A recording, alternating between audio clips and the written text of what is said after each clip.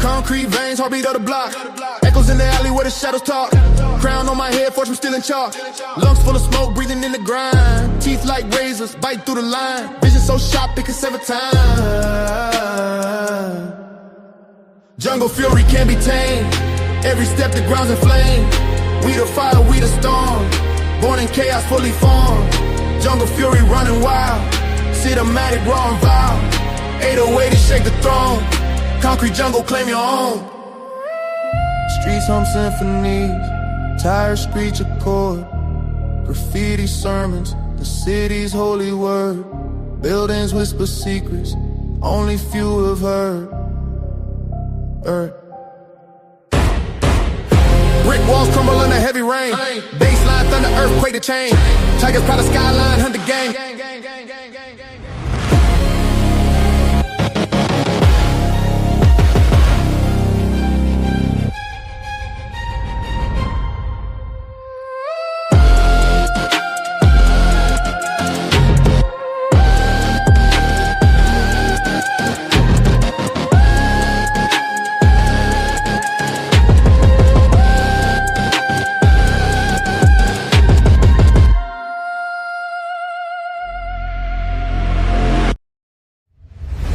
Welcome to the Wake Up Fatty Show.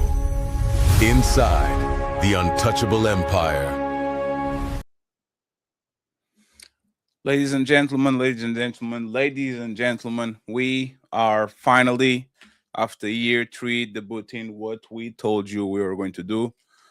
Political show, a political channel, more of a news channel that I think will be the cornerstone of all these amazing content creators that do day-to-day politics, but they don't have a space to actually go at the opposition, make sure that they keep the opposition fair, okay?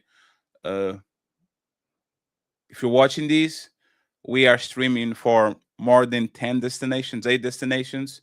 I will start the show on the main channel, but at the middle of the show, I'm going to redirect all the subscribers to the Wake Up Fatty Show, which is the morning show. We already have enough subscribers, but because we didn't have no videos, we need the hours. So if you want to make sure you are a part of the journey, go ahead and follow that channel.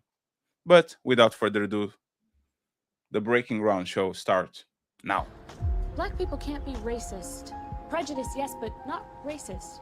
Racism describes a system of disadvantage based on race. Black people can't be racist since we don't stand to benefit from such a system. Capital of any state in the South, and this whole march adds drama to this total front. It is known in the black community that most, not all, but most black people are racist toward white Americans. You say it's known. What do you mean? Where's your basis? They have been brainwashed over the last 50 years or so to believe that America is a racist society and that white folks are trying to hold them back.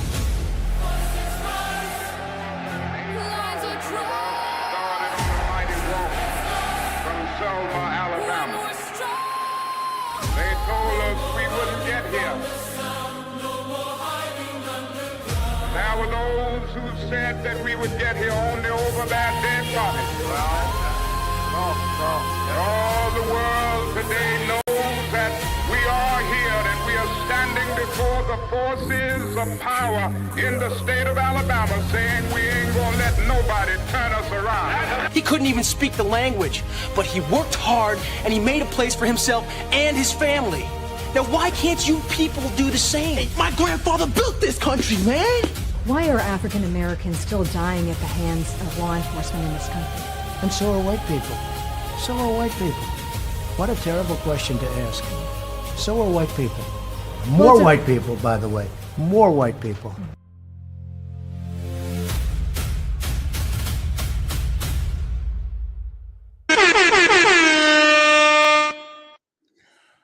Once again, thank you very much to my guests for being here. I hope you guys are doing good. I hope you guys are doing well. Let me introduce the ladies first.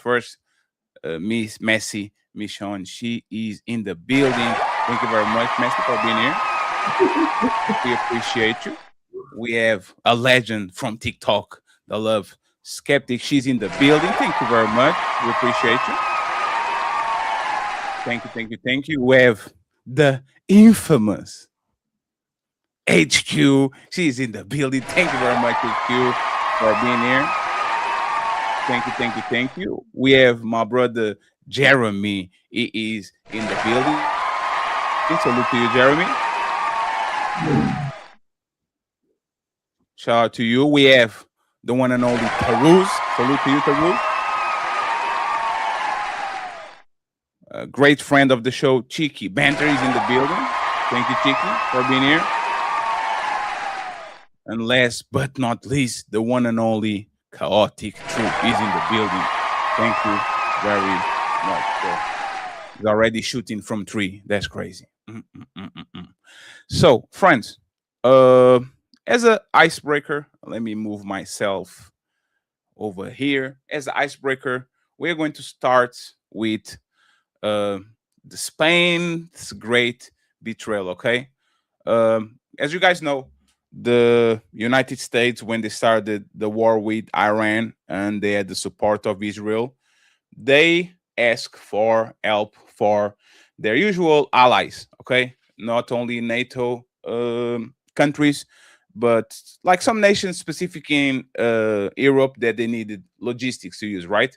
And Spain said, we are not going to do it. Donald Trump said to the prime minister of Spain if we could use his bases, and he kind of replied like this: boy, you don't sit your stupid ass down. Who the think you is? We kind of know that the United States has been the strong arm of NATO, and they are usually the end all be all when it comes to supporting international military actions. So the question is this, okay? Spain just slammed the door on the United States planes. They enjoy the protection of NATO umbrella, but refuse to let us use their airspace to finish the job in Iran. Is this a sovereign right or a total act of treason? Okay, Trump is ready to make them pay. Should we, as y'all, retaliate by cutting Madrid off the global economy? Should the United States retaliate financially and making sure that Spain pays for the fact that they dared to say no to Donald Trump? It's time to do. The ladies upstairs, Messi, Michonne, and HQ, y'all can start, and then we go from there.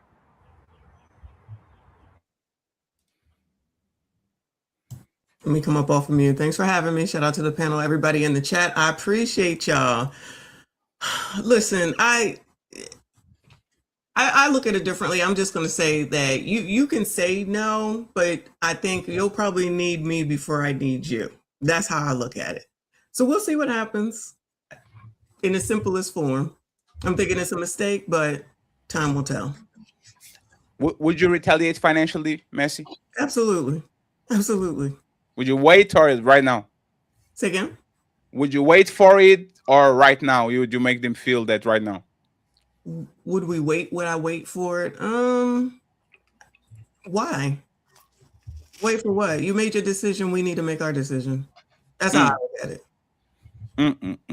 She said, give him the business immediately. You gotta get him back. You better go down there and get him back. HQ. Yes. Well, Spain is a part of the NATO alliance.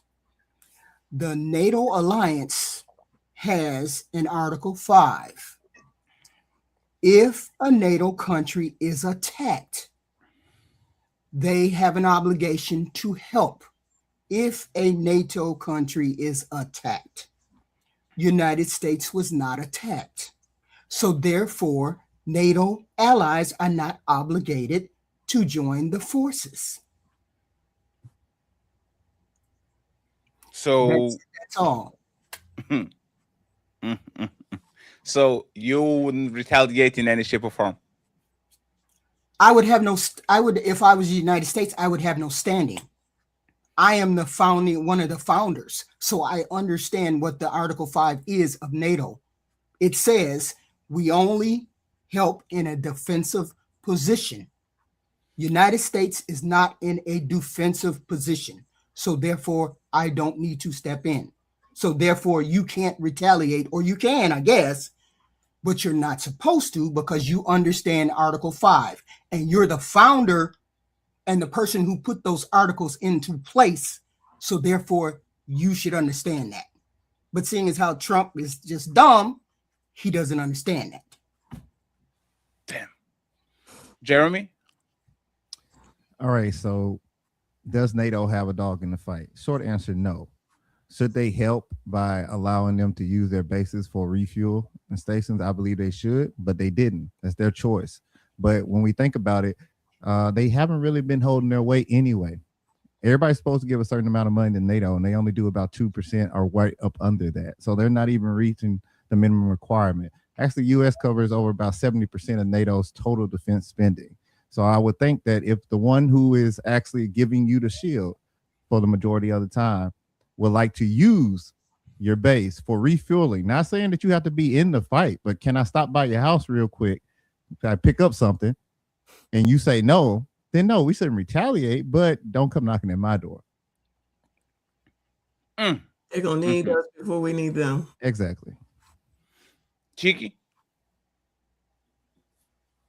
I think America has undermined every international ally that we've had, with the talk and speak of invading Greenland to take their own country. Right? Like we've already entered into other countries, taken and abducted their own, sovereign leaders. America in this current state has no right to ask for any help from anybody. And no one should feel obligated under any circumstance to help America, because a lot of America's problems have been started and caused by America. So Spain taking the position that they did makes a lot of sense. And America's mouth, aka Donald Trump, has undermined NATO and its allies, and the history of the allyship and the history of every NATO nation, to the point where it doesn't make any sense to want the help now. After you've caused a global crisis by closing the Strait of Hormuz and everyone's economy is collapsing due to that. So that's my standpoint on it. They can reject it. They should. There's no reason to help people that don't seem to care about it, and they don't give any help at all. Global terrors, no, fuck this country right now. It's okay though, because one day we'll kick him out and then put somebody in that knows how to run a country, and not this guy. Damn, strong statements. CT? I'm sorry, what was the question? Should the United States retaliate? Should the United States punish Spain for their audacity to say no? Believe it or not, man, you're going to be surprised at this answer, Fatty. I support Spain. Spain is, let's be honest about it, man. They fumbled the bag hundreds of years ago. But being a part of NATO, there are security guarantees that are, for the most part, primarily funded by the United States. The United States government funds 70% of NATO. I don't know if anybody knows that. Spain only funds, I think, 1 or 2%. It's very small. You would believe that with America pretty much bankrolling NATO, Spain would allow the U.S. to use its airspace or to use whatever bases. However, Spain, and I'm pretty sure you've been there because you're right next door. Spain is really a service economy, to be completely honest with you, man. It's not really a superpower anymore. It's really, a tourist attraction. It's not any place that should support the United States support the United States, because what will happen is, I guess Spain looks at it. What's the prime minister's name? Pedro. What's the prime minister's name? Fatty, I forgot his damn name. He called it out. How this violates international law, because if you destabilize the Middle East, what happens, Fatty? They come to Spain. They come to Spain in droves. All these refugees. So I guess Spain. The north of Spain, as the Strait of Gibraltar, is literally like a 10-mile situation. Yeah, that's what most of the immigrants cross. So I guess Spain is looking out for its long-term interest, and as much as I'm an American nationalist, and as much as I recognize that we do bankroll NATO, I'm gonna have to side with Spain on this one, man. I think America should take the loss on this one, to be completely honest with you. The United States does not bankroll NATO. 70% of NATO is funded by 70%. 70%. Before y'all go on the back and forth, friends. I heard you 70%. 1 second, HQ. 1 second, HQ. HQ, make notes, please. Friends, let's just get Septic out of here, and then we do open panel about this situation, because I actually want to hear from HQ and the rest of the crowd. Go ahead, Cody, finish your point. Tarus has to go as well. Oh, yeah, I'm sorry, Tarus. My bad, man. Yeah. So, so essentially, man, in the long run,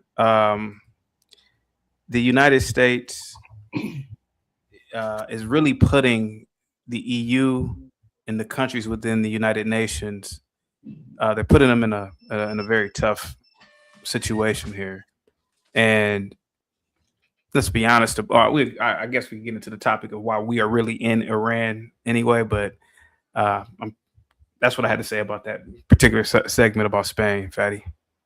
Thank you very much, Kartik. Let's get Septic and then Tarus, and then we do open panel. Let's go goes first. Yeah, I think the part that I don't know if it has been touched yet is why we're even there. We had an agreement that Iran had already signed. That was a really good agreement in which they were going to keep certain things under control. We had no reason to rip up that agreement. We had no reason to go out there. Like, we have no business going out there. And I think not only do we have an unqualified person in office that is showing us actively that they are unqualified, and they have hired people that should not be in these positions of leadership, that don't know how they're going to respond. The very fact that we didn't know how to counter their drones, right? And we had Zelensky that had come to the White House and told them, we know how to counter their drones in a cheaper fashion, but because we were so arrogant, because of white men imperialistic mentality that they have, in which they want to come in and bully you to do the things that they want you to do, and they think that there's going to be no retaliation. They look down on other countries and think that they're not capable of things like war. They think that you don't have the capability to come in and attack people. They think that you have no power to do anything to defend yourself. The imperialistic way of thinking has gotten us to this point. And in reality, I think that it's not just an issue with Iran. This is a global issue. This is a global problem, because America went off trying to tariff everybody. They were going to negatively affect Spain with their agriculture and technology by trying to tariff people for no reason. America was on the defense before there was anything going on. They were attacking their allies when there was no issue with anybody. So I think, if anything, it was starting to build up, and something was going to blow, and this was just the first thing to go. Thank you very much, Tarus, and then we open the panel. HQ. Sorry, Tarus. Yeah, I surprisingly agree with most of the panel, thankfully. First and foremost, no country is obligated to help another country with an illegal war, with an illegal invasion, first and foremost. Second, NATO is a defensive alliance, not an offensive alliance. So that already negates it. Second, anybody talking about, well, the Strait of Hormuz is important. Let's remember, guys, the EU didn't have a problem with the Strait of Hormuz until who started a war in the region? Now everybody has to pay a fee, a toll to Iran to get their boats out. And which, by the way, shout out to all you guys who were fear mongering BRICS, because this is exactly how you devalue the U.S. currency and get it to like the Chinese yuan. By the way, that's what the oil tankers have to pay in the currency when they're going through the Strait of Hormuz now. So good job, guys. You are self-fulfilling prophecy. So yes, the EU is under no obligation to help us. Spain specifically is under no obligation to help us. And Fatty, why would Spain help us in a war that Trump already said we won? Damn.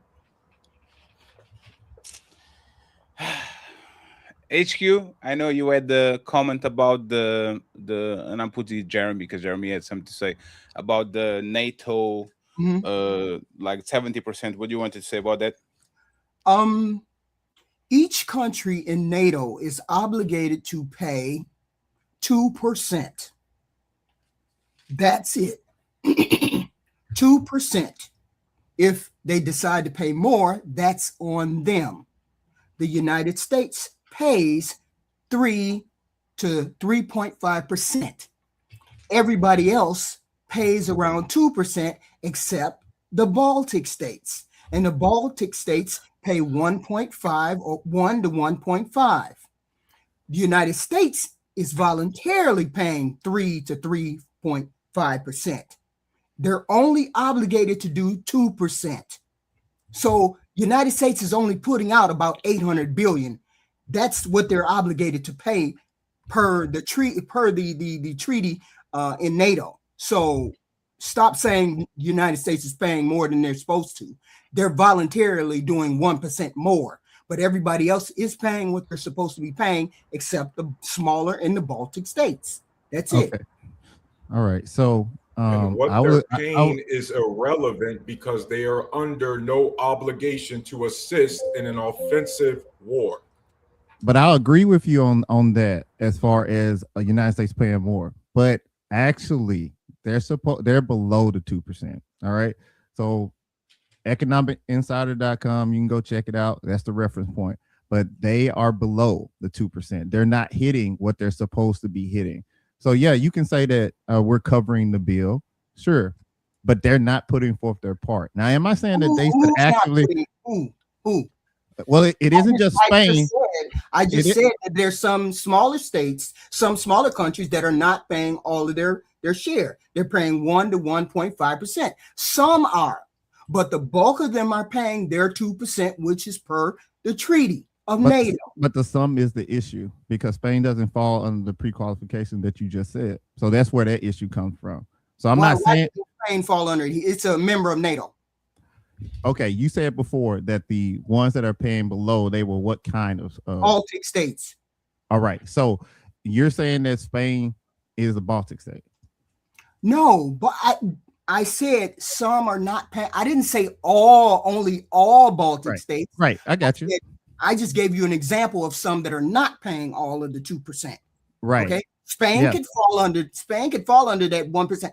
But that makes no difference. You keep bringing up money. It makes no difference. They voluntarily put themselves on the line for NATO. They have a volunteer.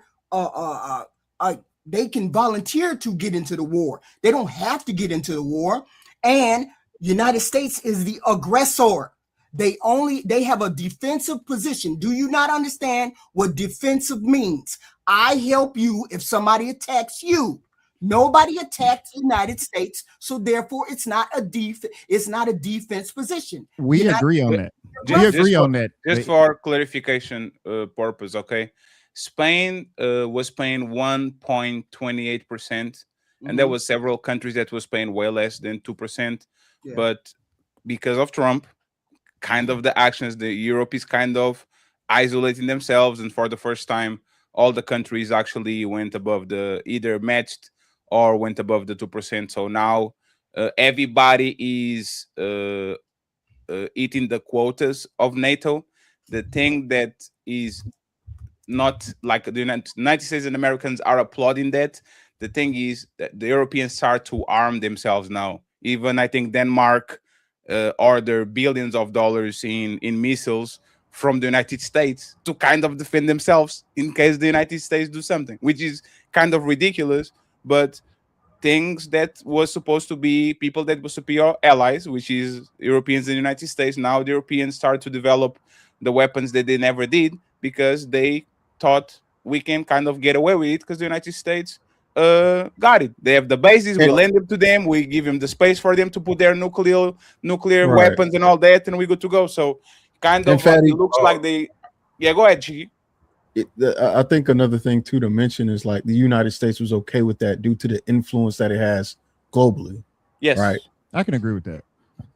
The United States as I think more than 20 nuclear like weapons, not 20, on the hundreds nuclear weapons in Europe, and they have several bases around it that they use on the regular. Matter of fact, when the United States went to war on Afghanistan, when they were attacked on the 9/11, the meeting was in Portugal. It was on Azores. It was on one of the Portuguese bases with Tony Blair and the Spanish Prime Minister at that point. So it's kind of well known that the European geopolitical situation actually helps a lot the United States to get access to the Middle East without having to travel the whole Atlantic Ocean to get access to them. Real quick, guys, just a point of order, Fatty.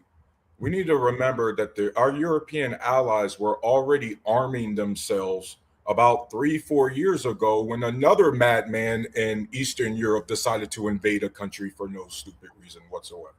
That's right? fair. Vladimir Putin invading Ukraine.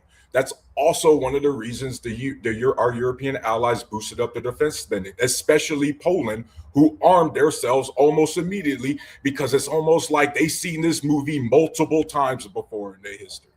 Okay, right? So we got to remember, Europe, with all the social spending, they have been taking these measures already to arm themselves and defend themselves. The issue is that, again, defend themselves against Russia, not made up threats in the Middle East.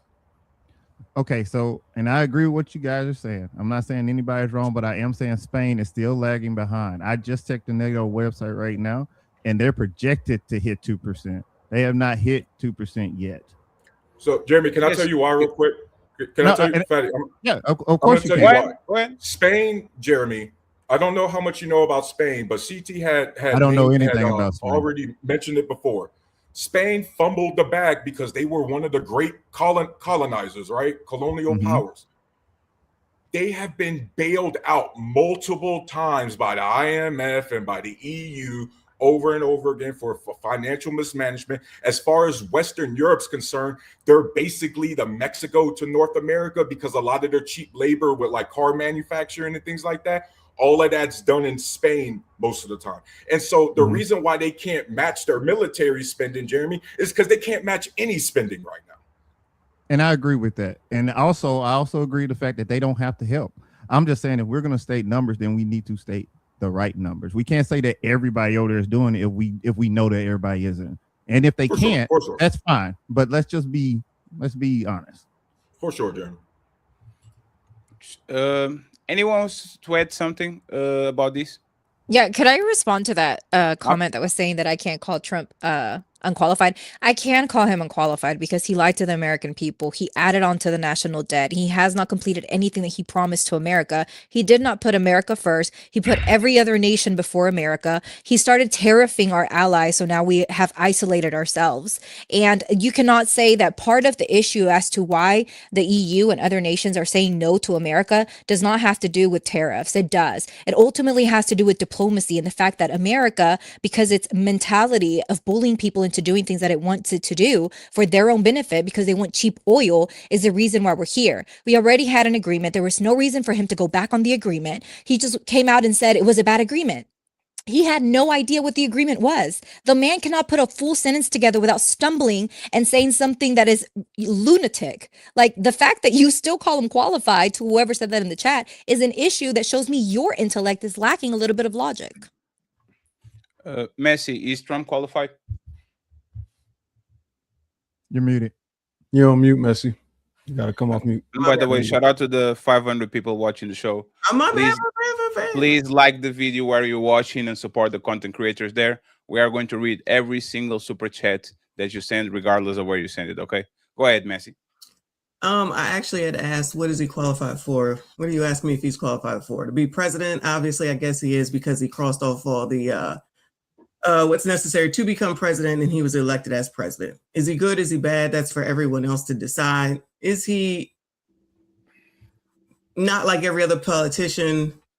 No, he's not like every other politician. Does he do everything that he's supposed to the way he's supposed to? Maybe. No, he doesn't. I think that the reason why Trump was elected is because on the Democratic side, people like to lie and just say that something is what it is and we're just supposed to believe it. And I think that there's a lack of masculinity across the whole United States. And if the only thing that I can say about him maybe is the reason why people elected him is because he's more masculine. And people probably don't want a woman to be president. But mainly because I think Democrats just like to lie and people are tired of it, which is why he got elected. Now, the first time he got elected is because everyone thought he was a joke and they just laughed him off. And then he snuck up there and then he became president. So. And Ms. Missy, is it masculine to cover up sex trafficking of minors? Is that a masculine thing to do? No, it absolutely isn't. Is it a masculine thing to do to lie about having sex with a porn star on national TV, end up having to pay hush money, and your lawyer goes to prison? Is that masculine? What I say is the fact that we're tired of people that think that everybody who wants to be a man when they're a woman, or who thinks they're a woman when they're a man, and people are supposed to support it, not supposed to say anything. Yeah, we're tired of that type of stuff. I'm tired of men who cry all the time. No problem with crying, but out here on the streets looking like they don't really know that they're not in a reality show, and then want to put them in charge or put them in front of us, and we're not supposed to say anything. I'm over that, and I'm sure there's a lot of people that are over that. I'm not talking about anything else other than demeanor. That's all I'm talking about. And the fact that people tried to say that that woman was black when she wasn't, I'm pretty sure many of people weren't falling for that. Dr. Messi, is it masculine to? I'm not going to keep answering that question. I'm just saying you brought up masculinity, and so I'm just trying to figure out, because again, you also brought up masculinity. You brought up transgender kids. And so I'm just trying to walk it, Dr. Messi, because based on your logic, because some of these issues are going on, that made you decide to vote for a guy who was already found. I'm sorry, I'll let you speak. He was already found liable for one second, Iso. Because this is the pilot. Once a person said that they don't want to reply to no more, make a statement to Rus. It's going to have the same type of effect, right? Yeah. So I know you walk it down. No. You did well. No, 1 second. Yeah, because you walk it down, but as soon as people don't want to engage, just make a statement instead of asking the question. Go ahead, finish your thought. I agree. My bad, Dr. Messi. So you're doing great. You're doing great. Go ahead. Yeah. So guys, when you're super worried about somebody else's kids, and that somehow forces you to vote for a guy who was already held liable for sexual assault in 2024. And then on top of that, he's continuing to cover up the sex trafficking of minors by pedophiles because he's also probably one himself. Like, at some point, when are you going to be able to critique him and his actions without bringing something else up? That's all I got. That's all I want to know, guys. What's the standard? Anyone wants to go after Tarus? Yeah, I think Dr. Messi brought up a good point, right? I don't think she did anything besides give an explanation as to how Trump got into office, right? Thank you. I think that what she's saying has some truth to it, which is the Democratic Party, by and large, messaging wise, hasn't been the strongest. It hasn't been catered toward young men, right? Because there's the red pill to conservative pipeline that I'm sure we're aware about, but it was intentionally targeting young men to get them to also vote and think, differently. And that's how he got the young vote from the young men, especially white men, right? White men feel, right? And I'm saying feel as if they're being victimized in today's current time. So if you can strategize that, also put the people in the right podcast, like sitting with Andrew Schultz or sitting with any of the what's his name, Joe Rogan. When you start putting your politicians in the places young people visit, and you start curtailing a message, true or false, but make them feel as if they're being heard, you're going to get the support. Right now, what we've noticed is young people realize they've been duped, which is why his numbers and approval ratings has dropped amongst all people. Right. And they're starting to realize I got duped. But she's not saying anything false. She's only giving a prescription to what she saw. And I would agree. People would say being a Democrat is kind of gay. That's what they would say. And you don't have to be like the most online person to hear that, because that's just how people view Democrats. Soft, weak, y'all like transgender people. And again, I think while I do think that's, limited and maybe not the smartest, observation, that's just true. We lost. And when I say we, I'm saying the United States and people. But I agree with you on the strategy. You see, that's the thing. I agree that was the strategy. I'm pushing back on the fact that people still fell for that dumb shit. Because based on everything you just said, Cheeky, just remember. Yeah, for sure. For the young people, fine. But we're talking about people our age and older who knew better. Right? Okay, and that's different to Bruce. Hold on, Cheeky. And then on top of that, at what point are you going to practice what you preach? Right? At what point, Cheeky, are people who vote for this guy going to tell people to do their research, and then you find out, Cheeky, they don't do their research? Like, how many times is this strategy going to work with now? Because we now, based on that masculinity, Cheeky, that you just talked about, based on the fact that Democrats are all small and weak, we are now $40 trillion in debt. We've given 2 countries with universal health care billions of dollars. We've started another war in the Middle East.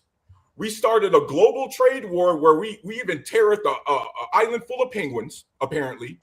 Right. True. And by the way, none of our allies respect us. So I'm trying to figure out, yes, the strategy worked, but when are people going to stop falling for the dumbass messaging? Let me That's get a good question. Cheeky and then Chaotic over here, and then we open again. Let me just interject real quick. When a Democrat decides to change their message, and that's when it might change. But because they continue to push through the same crap and they don't change their message, how do you expect something to ever change? They're not budging. They're still saying that Cam had a great strategy to lose the presidency. So if you don't, Jasmine Crockett did the best that she ever could. It was just racism. So if you just are going to blame other people for the reasons why you lose and you don't change your strategy, it's not going to change. Donald Trump literally started an insurrection for blaming others for why he lost. Like, this is insane. You're already insane. You're not listening. If everything is going to be focusing on Donald Trump, you're going to lose again. If everything is about we don't do anything wrong, you will lose again. It's not working. We've been hearing this for how long now? It's Trump's fault. Everything's Trump's fault. Even when he's not involved, it's Trump's fault. But I would beg it differ, because we're starting to see in special elections where Democrats are dominating. Even in Mar-a-Lago, the district that Mar-a-Lago is in is now blue. Like, I just don't see how the messaging is not working. I think if anything, it was the fact that people were not. People don't like to listen. They don't like to listen. They just want to go talk. And I believe I was in the middle of speaking. So again, people want to continue to think what they think is right.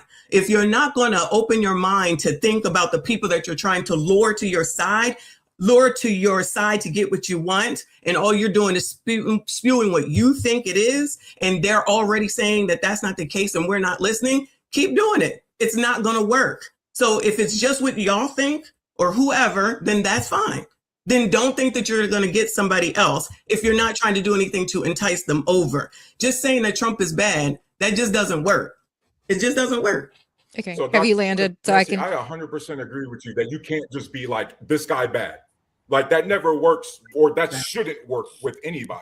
The problem is, Dr. Messi, you're also being kind of disingenuous, because the Democrats, for all their flaws, do have policies that are grounded in reality and supportable. For example, universal health care, price caps on medication, right? We need a renewed infrastructure on our roads and bridges. By the way, Dr. Messi, Biden did a lot of that in his first term. He actually kept some of the tariffs that were a good thing from Donald Trump's USMCA Act in order to bring in some factories. But can I add this in?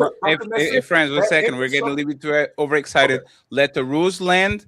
I'll give the septic the chance to say what she needs. Messi will respond, and then Chaotic will interrupt it, please. Okay, let this so by order, it's- and then we go from there. Okay. And so, Dr. Messi, I would want to agree with you, but then I can just look just a couple years ago when Biden passed the Infrastructure Bill Act. All the Republicans voted no, and guess what they did, Dr. Messi? They went back to their district and campaigned on that bill being approved. Yeah. So the this messaging is there. You just don't want to hear it. Here's the thing about one of the issues that we just heard, right? One of the excuses that we heard was the LGBTQ, the T, as an excuse. That's less than 0.01% of the population in the US. Like to make that, the fact that propaganda, and one thing that I will agree with, propaganda is an issue. We fall for this, the okie doke, what we call the okie doke down south. Like you fall for something because they put it red man good, blue man bad, and you fall for that instead of going in and actually doing the research as to who that's going to affect. The fact that we have more people that are born with two genitalia here in the US, but we don't care about that. We want to make the LGBTQ an issue when in reality there is no issue. Inclusivity, equality, and equity will never be an issue for people of color. It will only be an issue for those people who the system was built to uphold, which are white people, white men in particular. So everything that you said, Taruz, would be something that Democrats need to get out as the message. If anybody on here is thinking that anyone is going to go do any research to look into shit like that, you're out of your mind. So it is up to you, whoever that is, Democrat or Republican, is to get that information out and in front of people. Because again, like I said before, you can keep saying Trump is bad all you want to, and I don't know about all that LGBTQ stuff that you was just talking about. But I just use that as the example because that's what they throw in front of everyone, and you're not allowed to say anything about it, or else you're considered some obic or some ism. And some of us are tired of that. And just for the record, I'm not a doctor, just a doctor on YouTube. But thank you so much for the respect.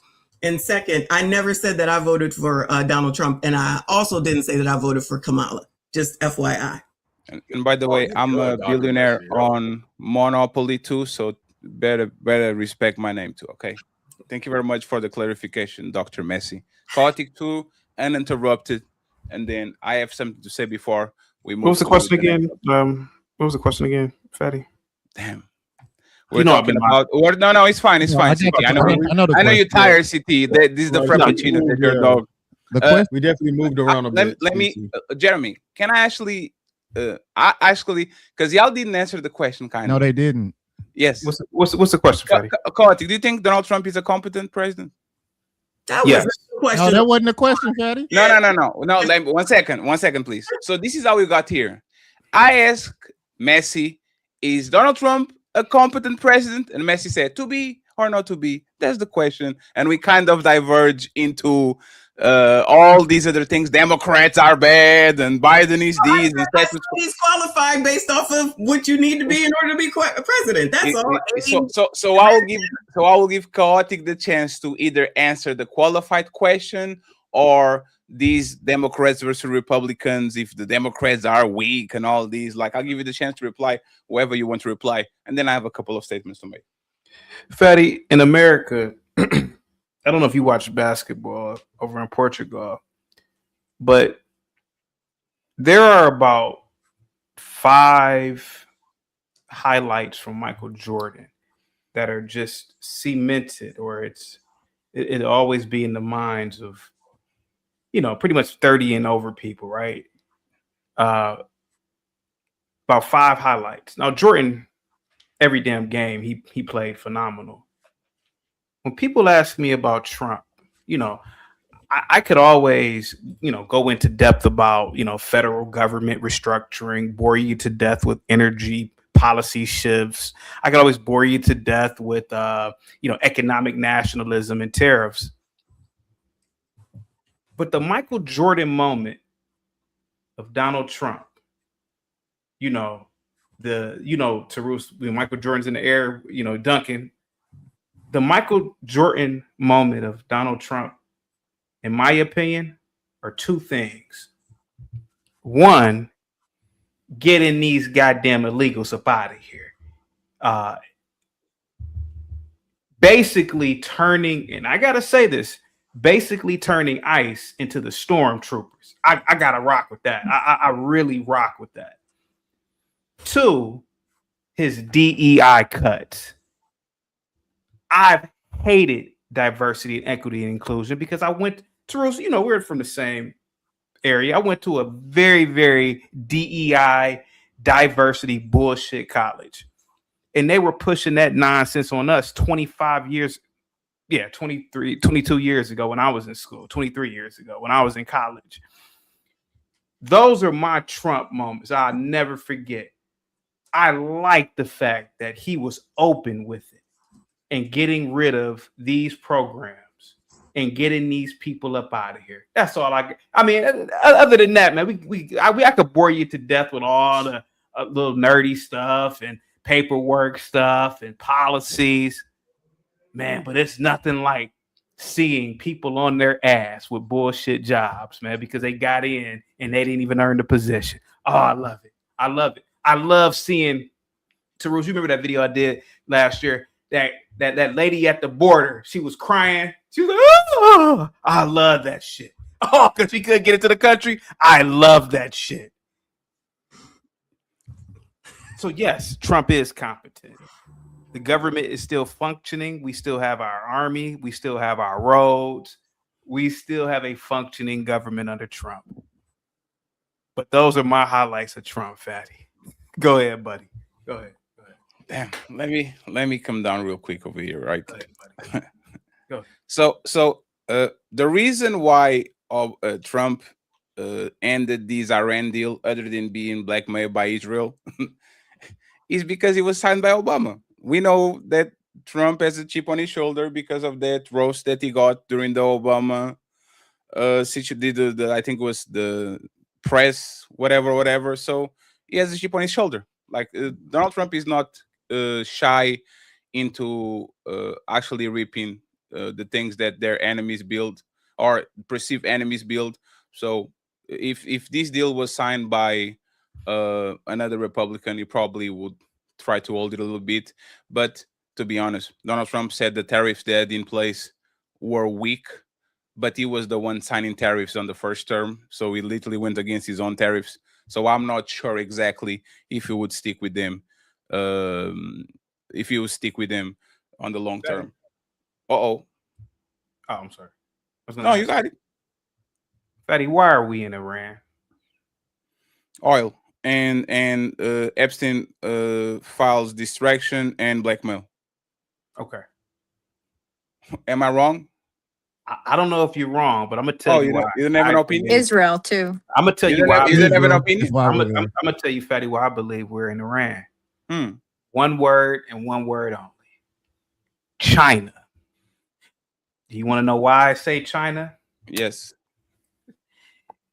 China purchases 80% of their oil from the Iranians. Sure.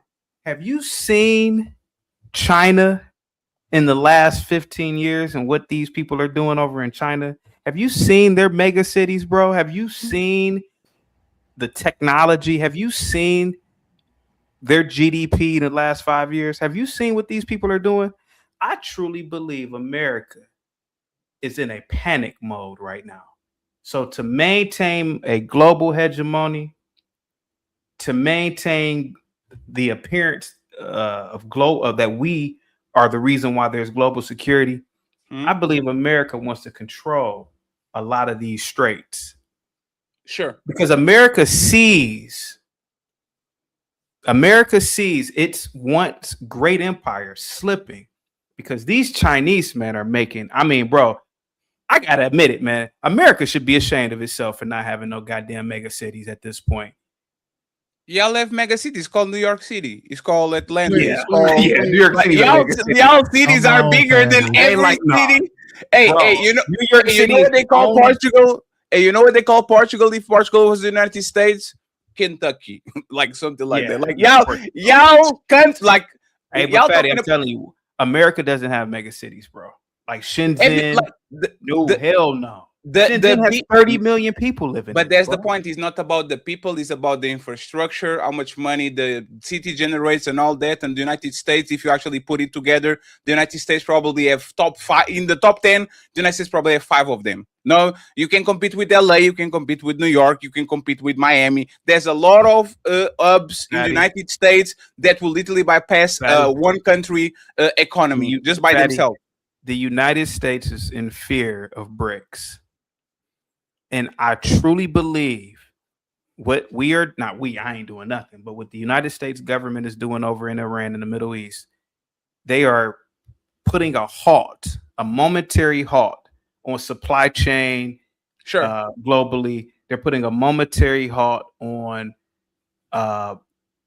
the American population slipping and falling into second or third place, man. It's coming. It's inevitable for us, man. You didn't listen. I'm an American. I'm telling you, you didn't listen to Tarus. I respect all of y'all professional acumen. Tarus is a genius. I'm sorry. When it comes to politics, undefeated by far. Did you notice what he said about BRICS? Y'all are pushing everybody to the arms of China and Russia. These countries that literally were in movies for centuries being the bad guy now are seen as the good guy. Like countries for the first time are looking at BRICS, they are looking at Russia, they are looking at China, and they're saying, at least these dudes, they might be villains, but they don't change their mind every 4 years. We do a climate agreement, they break it. We do a nuclear agreement, they break it. Like the United States can be trusted. That's why, for example, the African countries rather have the Chinese imperial of peace coming in and develop infrastructure, because they rather deal with the stability of Chinese, even if they are going to rob them, than dealing with the United States that is randomly sending forces to Nigeria because Christians are in trouble. Like, you can't do those things, because you are, for the first time in history, pushing European countries, South American countries, African countries, and countries that were allies forever to the ends of China. China and the United States control the world differently. Y'all use imperialism. We are the strongest. We have the best economy. We control the dollar by the the oil by the petrodollar. So if you don't do what we want, we do what we did to Gaddafi. We do what we did to all these countries in the Middle East, South America. We depose people and put our puppets. China is the fake nice guy. Oh, those guys are beating you over there. Let me give you some information. Let me give you some discounts. Let me give you 0 tariffs. By the time Trump put tariffs on countries, China was announcing on the next day, you know what, guys? No tariffs for y'all. Let's do business. You are not going to defeat China with a strong end. You have to have a velvet glove and make sure that you do the same thing that they do. But for whatever reason, the United States a couple of months ago, and these was Republicans a couple of years ago, they started to defund programs around the world that was putting wells in Africa, that was doing very terrible things around the world, because they said it was a waste of money, because if we have homeless and we're sending money to Ukraine, this is a bad look for us. But this is how you actually regain power and control. And this is why when your troops fly and land, you are admitted as heroes, because those people remember that you put a well on the ground. So now when American soldiers come in, he is a Power Ranger. He is not Thanos. This changed now. Most of countries are looking at the United States funny.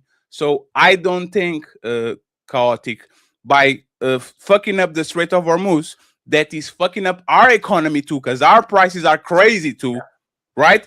I don't think a Spanish citizen or a Finland citizen that sees their cost of life going crazy because of a war that they didn't start, I don't think they're going to look at the United States with better eyes. I think they actually would like more China, because China is the ones that actually are supporting the people that were attacked and not the people that attacked other people. You have the chance to reply. I'll like say just one more thing, and then I want the panel to give final thoughts so we can go to the super chats and to the next topic. You were saying, do I want to reply? Yes, if you want to reply. Yes. Oh yeah. It's fine. We have time. We're fine. Don't worry. We have time. Yes, we have I'm time. pretty sure you guys have iPhones, right? Some of you have Yes, iPhones. no, we don't. We are not losers over here. Okay. We have. In the US, we have iPhones, Yeah, but we Android have is Androids, popular around. Samsungs. Yes. You know who makes the iPhone? You know who manufactures the iPhone? Probably a Taiwanese person. Chinese. Sure. Chinese. Yeah. Look inside your battery port. Bro. The real war is the American citizens. If you really want to change things globally as American citizens, you know how like we always talk about in America decoupling from China. Oh man, we need to decouple. You know, I read a book called Death by China by Peter Navarro. Great book, by the way. He worked under the first Trump administration. And he was in the book going in on China, dogging China. And I said, you know what? This is the exact reason why we might lose out, why the dollar is going to be devalued, yada, yada, yada. Because we won't even do, hell, I won't even do it. I did a test one day, Fatty. I said, everybody that calls in, turn your camera on and show me anything made in America in your home. Show me anything. Nobody can do it, man. Fatty, we've lost, man. So this war in Iran, this is nothing. This is something manufactured, man, for something You can't say it's nothing. Like the issue that if there was nothing, the United States, China. If there was nothing, Trump wouldn't put tariffs on Chinese industry to get jobs back. And this is the problematic part with this conversation. Is once again, they are playing 3D chess. Y'all move the manufacturing over there. There's nothing you can do because if you tax them, they will move their industries to 72 countries before they get to the United States. They'll go to Cambodia, they'll go to Vietnam, they'll go to Mongol, they go to Portugal or Brazil way before they move the jobs to the United States, because the United States cost of living, the salaries are the biggest on the planet, and nobody wants to, like the biggest bill is employees. You don't want to do it in the United States when 1 day or 2 days of salary is probably the salary of a Vietnamese. So if this was, and I'm sorry, Chiki, for interrupting you, it's kind of hilarious that, again, we are going to do things and then we are going to blame the other side for the things that we do. These companies and these governments have no problem in capitalism until capitalism actually injures their imperialism. All of a sudden, it's not capitalism anymore. Bring the companies over here. We need to be nationalists. No. If Nike wants to do their shoes in Taiwan because their margin of profit is bigger, all y'all capitalist conservative douchebags should be very happy to do it because y'all believe in crony capitalism. If Elon Musk is a billionaire, I can be a billionaire too. Why are you forcing me to bring back my company to the United States and to lose a tremendous share of profit because you don't feel is right? Right? So again, conversation for another day. Let me get Chiki over here and then I'll read the super chats, okay? Yeah. The reason why we don't know why we're in Iran is because there's not been a concerted effort for the president to communicate anything, right? The reason why Chaotic Truth can ask you, Fatty, why are we in Iran, and you can come up with an idea and he can come up with an idea, is because nobody actually knows why, right? The only answer that we have right now is Israel, right? Because when you look at the intelligence, or when you look at what happened with Tulsi Gabbard's congressional hearing, she said, we didn't declare Iran an immediate threat. We already taken out their nuclear weapons based off of reportings from months ago. And then when the question was asked, does it seem like Iran or the United States and Israel is aligned in their war efforts or their purpose for being in Iran? She answered no. And this is coming from the head of our intelligence. So if the reason why we have no idea why we're in Iran is because he has no idea why he's in Iran. He got tricked by Bibi Netanyahu to get into a war, which Israel has always wanted, a war with Iran in the Middle East. These things are not uncommon when you start looking at the history of Israel and what they've been trying to do. The reason why we don't know why we're in a war is because our own president doesn't even know. He has no idea. He didn't know that the same group of people, the replacement, although it wasn't supposed to be a regime change, or it was technically supposed to be one, all the replacements he ended up killing, and the intelligence came from Israel. So we're dealing with a president who is not using any form any form of government that he controls by all measures, the House, the Senate, he controls every facet of government, even on the judicial level, and he can't pass a law, or he won't pass a law. He'll just keep using executive whatever they call. My mom's going blank. Executive order. Executive orders, just for them to be repealed or moved out of the way for another president to do it, because he's not a competent leader. He's not a competent president. There's no way, as somebody who has the House, the Senate, and all branches of government, and no laws getting passed besides the big ugly bill or big beautiful bill, however you decide you want to look at it. That's the problem. We have no idea what we're doing in Iran. We don't know how long we're going to be there, and we can't really control the outcome. We can't control anything because the president we're dealing with has no control. There's no one holding him back. Can I offer some? Buckle up, everyone. It's time for some super chats.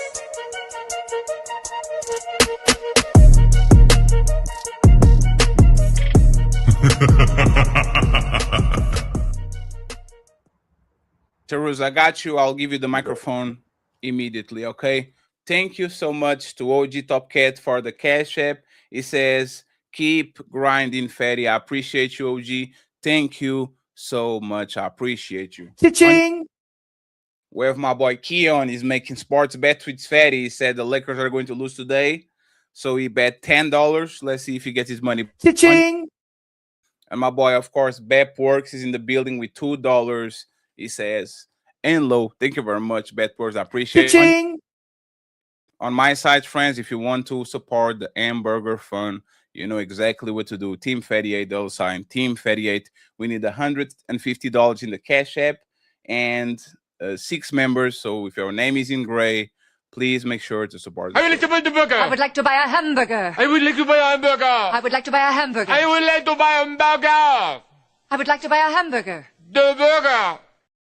Oh, remember, please, friends, if you are watching this show in any other platform, support them. Make sure you send them a little bit of lunch money, because we're going to read all the super chats, even on those sites. As you guys know, I'm going to try to start the white channel. Is already up today. The Politics and News channel. This show is going to be closed at hour 1.5.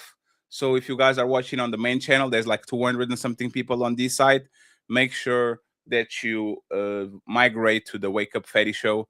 I will put a redirect link in the description. Let me get this super chat real quick. Landon became an untouchable empire, baby. My boy Taruz in the building. He became an untouchable. Untouchable empire, baby.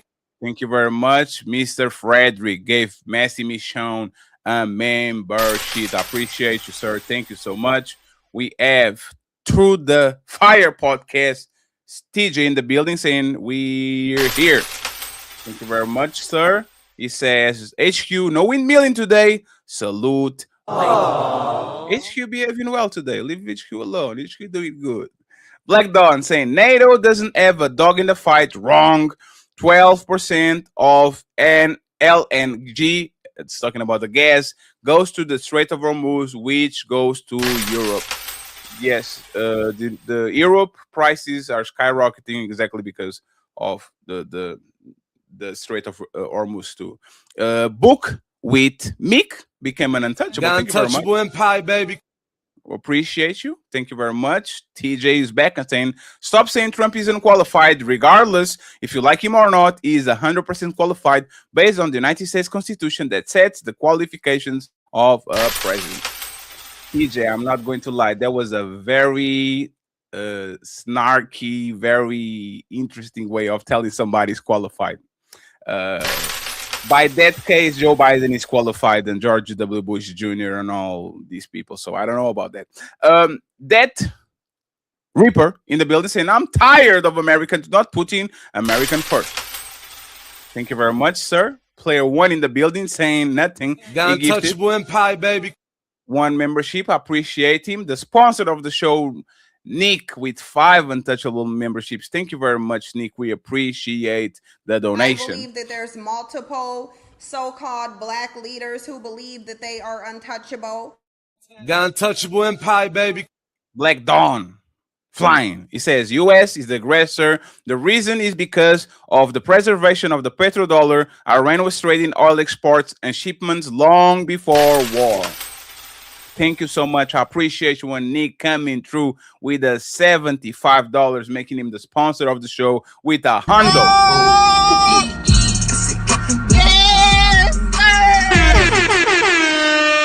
He says, this is going to be a great show. I know everybody kind of knowing each other. This is going to be interesting in a few weeks.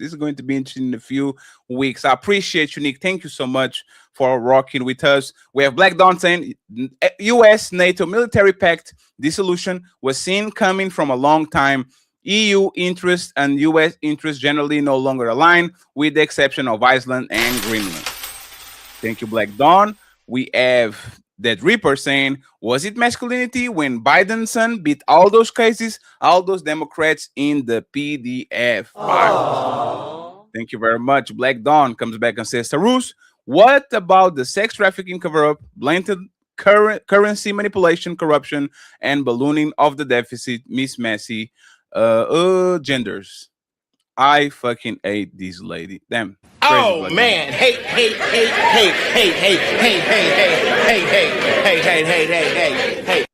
Stop hating, Black Dawn. We have Dead Reaper saying ABC, rainbow to liberal type. Thank you so much. We have Chris the Creative.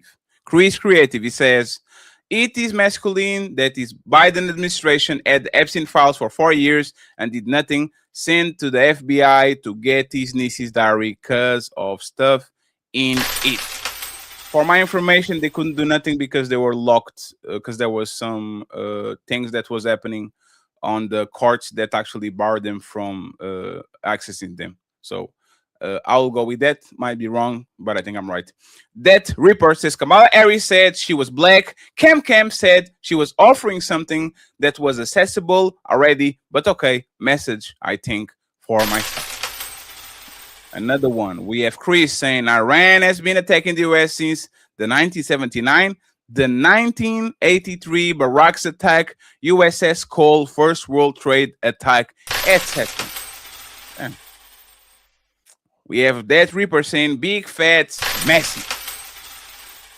Judas from Jersey in the building. One untouchable. The untouchable empire, baby. Shout out to you. I appreciate you. We have Chris back again saying just Obama and Biden are responsible for half of the national debt. So stop it. Shout the debt. I think I read that wrong. Zyrex with one untouchable. The untouchable empire, baby. We are almost ready there, friends. John Dunning says it's easier to fool the people than it is to convince the people that they were fooled. Thank you very much. Black Dawn says Dr. Messi with the Dirty Dan SpongeBob ad. Oh man, hey.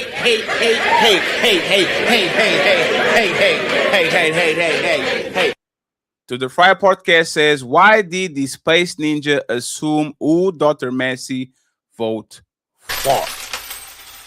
Damn. We have Tabitha. Ali taught me that.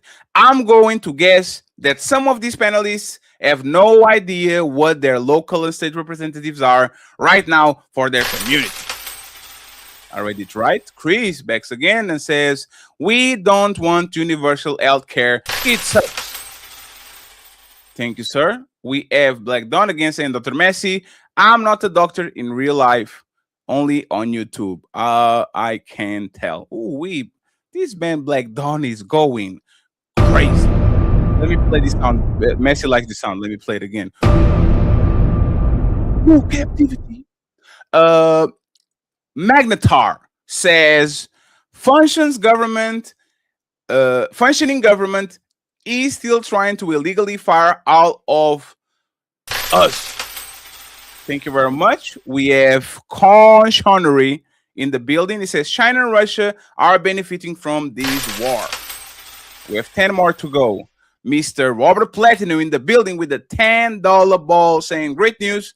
The U.S. Army raised the max age of enlistment to 42 years old. If you are under 42 and support the current administration, go on down to your local recruiter office and enlist. We have Book Nathaniel with the big 20.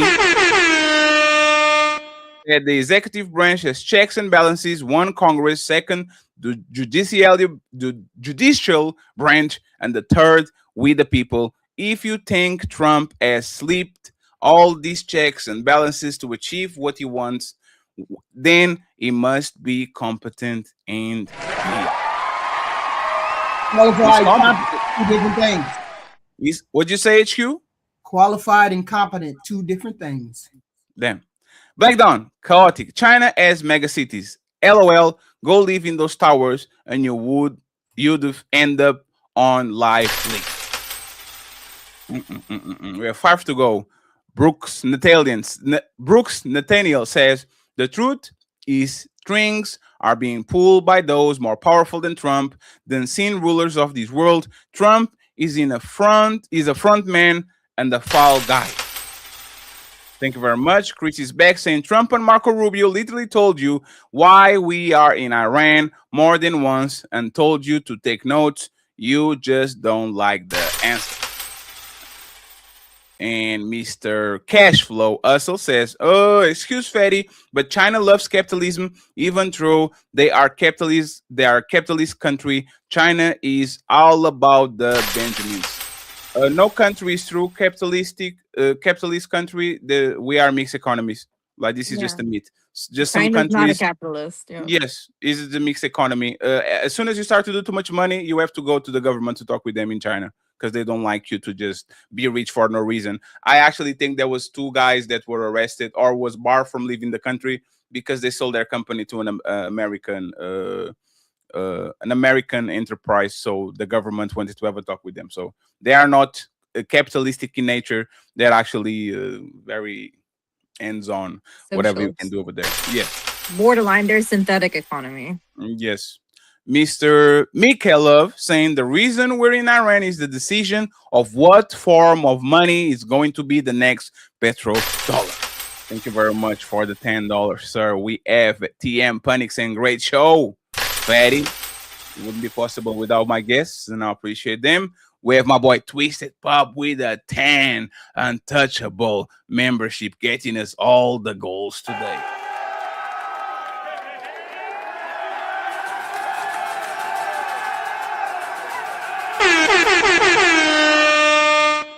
Thank you so much, Twisted Pop, for always being kind to the fat one. That Reaper saying, fuck anyone who has smoke for Messi. He said, you better watch your mouth, Black You Dawn. better get him back. You better go down there and get him back. Mr. Dead Reaper says, speaking directly to you at Black LTM Dawn. You better watch your mouth, sir. Boy, you don't sit your stupid ass down. Who the think you is? And finally, the Chicago Reeler says, this is content. We need fatness. Salute to you, sir, too. I appreciate it. Friends, let's go back to the show. I'm not going to let it pile up so much so we can stay here for like so many minutes, getting cold. Tarus, do you have anything to say before I move the conversation to the next topic? Yeah, real quick. This is kind of directed at you, Cheeky. Just a little bit of pushback with we don't know why we don't know why we got into war. Chris was sending some super chats. I disagree with most of them except the last one, which is Marco Rubio and Donald Trump told us specifically why we got into this war.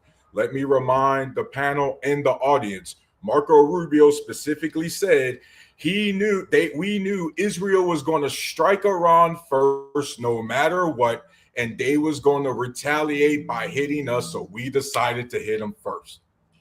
Donald Trump specifically has said all of a sudden that Iran was months away from obtaining a nuke, even though, and I quote, he said after we bombed their facilities in June of 2025, their facilities, quote, completely obliterated. His new favorite word, right, guys? He keeps saying obliterated over and over and over again. And so he's told us exactly why, regardless if you guys want to take it at the word or not. And then, Cheeky, you know Donald Trump is scattered-brained. Another big reason is listen to him and Bibi Netanyahu.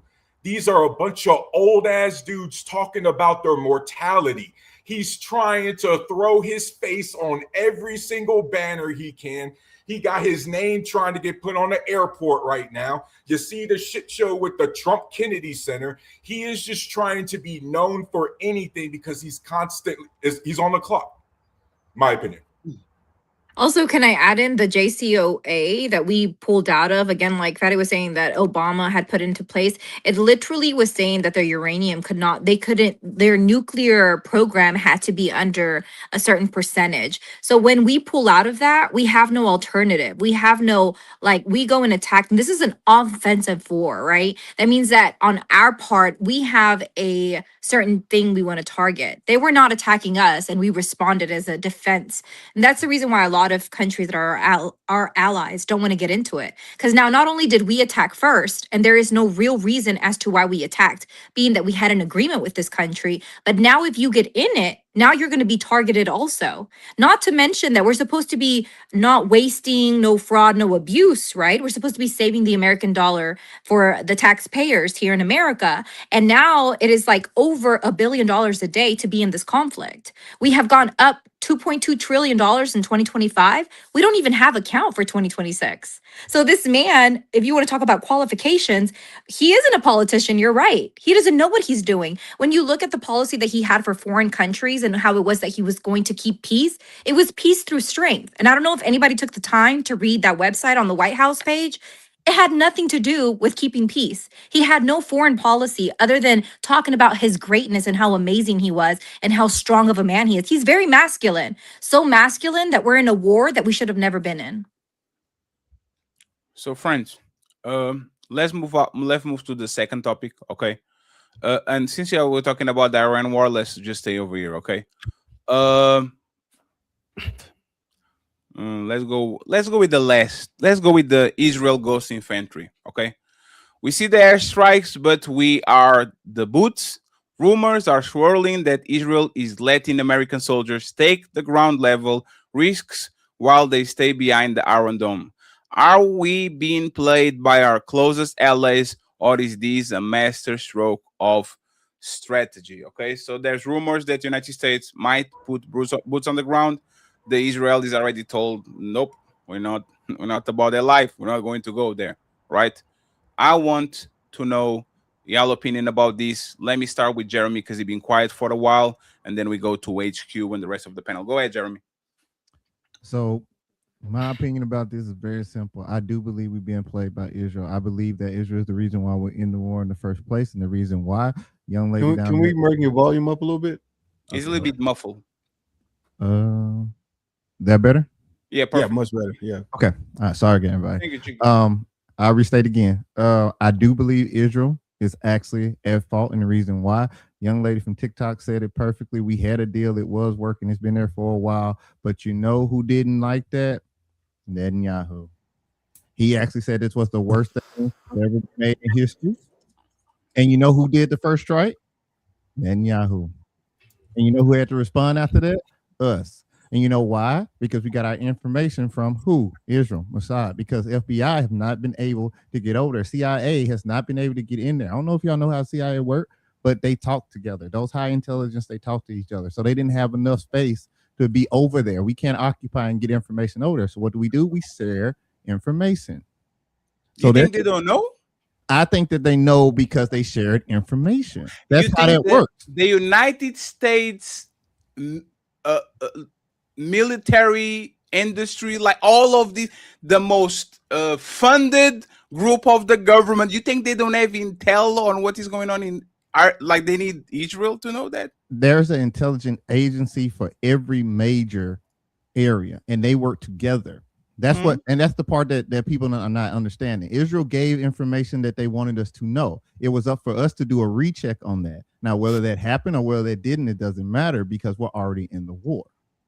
So that's my point of view on all of this. HQ? I'm going with Tulsi Gabbard in early 2025, who came out and said there was no imminent threat from Iran. And then Donald Trump shut her down and hid her. And then they went to war with Iran, or they took shots at Iran. So, yes, I believe that we got tricked into the war by Netanyahu. Not tricked, but he waited until he could get a goofy president to go along with that saber rattling that he was doing for years and years and years. It's an imminent threat. We're in trouble. It's a preemptive strike. We got to do what we got to do before Iran hits us. Yeah, Iran may have been trying to hit Israel, but Iran wasn't trying to attack United States.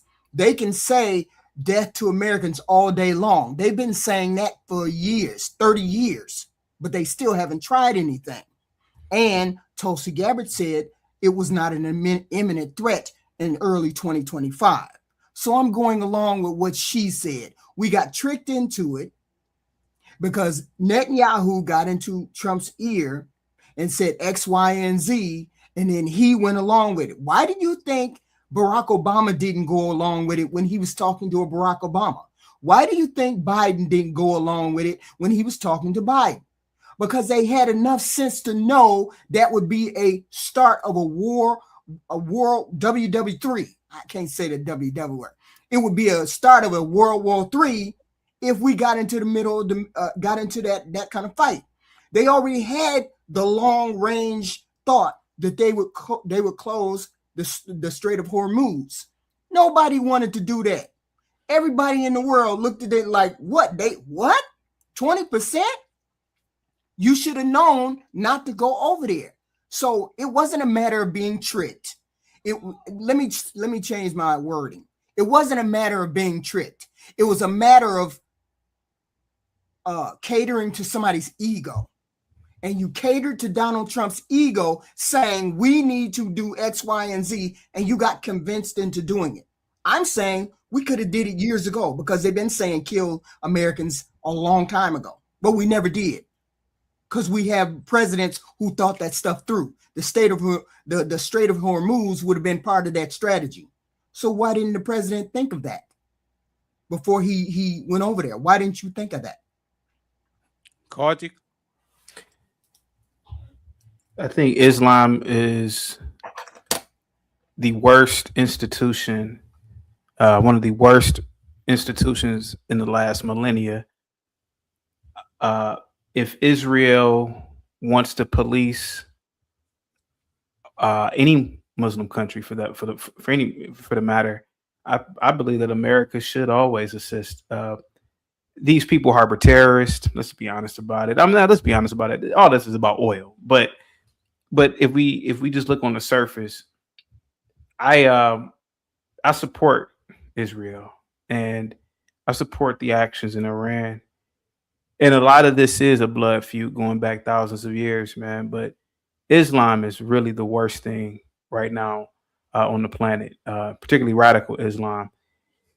And if these people are in these countries doing whatever they do, hey, man, so be it. So be it. That's the way I look at it, man. I look at it like this, man. You're supposed to kill your enemies, to be honest with you. So, I mean, to me, this is an open and shut case with me. I'm very, very pro Israel when it comes to this, man. I'm just gonna be honest about it. Just to clarify before Taruz goes, and Chiki, just give me just a second because he wants to say something. So you are okay with sending American boots on the ground to? You are okay. They signed up, didn't they? They signed up. They signed up, right? Oh shit! No, 100%. Did they sign up for the military? No. That's wild. No. Did they sign up for the military? You are out of your mind because they did not sign up to do that. Mike is real. I can barely hear him.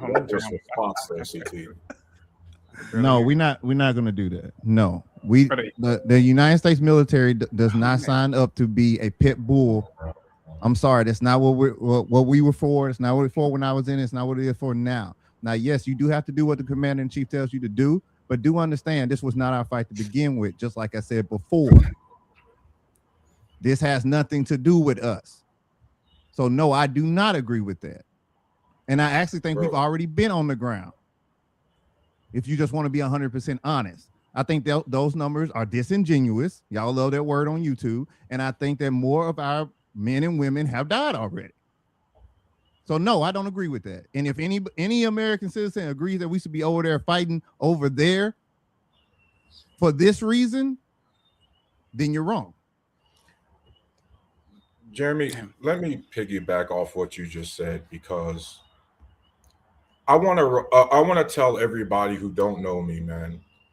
I was in the Army, active duty, 8 years. I have 2 deployments to Iraq. First one was 15. The second one was 12. I saw all of our allies, despite Iraq being in a legal war, hanging in the desert with us, except one country, and y'all all know what country I'm talking about. Despite the fact that they also helped give us the intelligence that Iraq had weapons of mass destruction, right? And so now, once again, we are in a situation where we're leading the charge that someone else started, that Israel started. Jeremy, to your point, there was already 2,200 Marines being sent on the ship about a week, the first week. Now we already know 82nd Airborne's getting ready to deploy. Right. Right. We already know we got military bases with troops in the area to begin with. We already know that some of the bases got hit. Exactly. We already know that some of the bases already got hit. So how did they not get casualties if they didn't know the bomb was coming? Well, unfortunately, guess what? We're at 13 right now, Jeremy. There was casualties. That's what I'm saying. You know, and so I don't CT think that number is correct. Wrong about that. And CT, and so CT, the issue is we live in the West that you love so much. We live in a secular country that you and I love so much. So why are elected officials and a secular government citing biblical texts to start a war in the Middle East? You see, CT, we just entered ourselves into, and thanks to Mike Huckabee himself, we entered into a holy war. So guess how the Middle Easterns are going to treat it? And by the way, CT, that was a Tomahawk missile that hit that school that killed 160 girls. There's only one country on the planet that produces Tomahawk missiles. There's only 3 countries on the planet that uses Tomahawk missiles, and 2 of them aren't entering the war, UK and France. CT, that leaves us. But I like the way that. And so now 168 kids. I want you to multiply that by how many parents they have, how many uncles they have, how many aunties they have, how many cousins they have, and that's how many enemies you just created to our country. Yeah, this isn't about religion. I think if you bring in religion, you're strawmanning the argument, because I will say this, Christianity has taken way more lives when we talk about as a whole what Christianity has done and the unalivings that it has caused. And on TikTok, that's what we say. It's like, don't make it about religion, because Christianity is going to lose every time.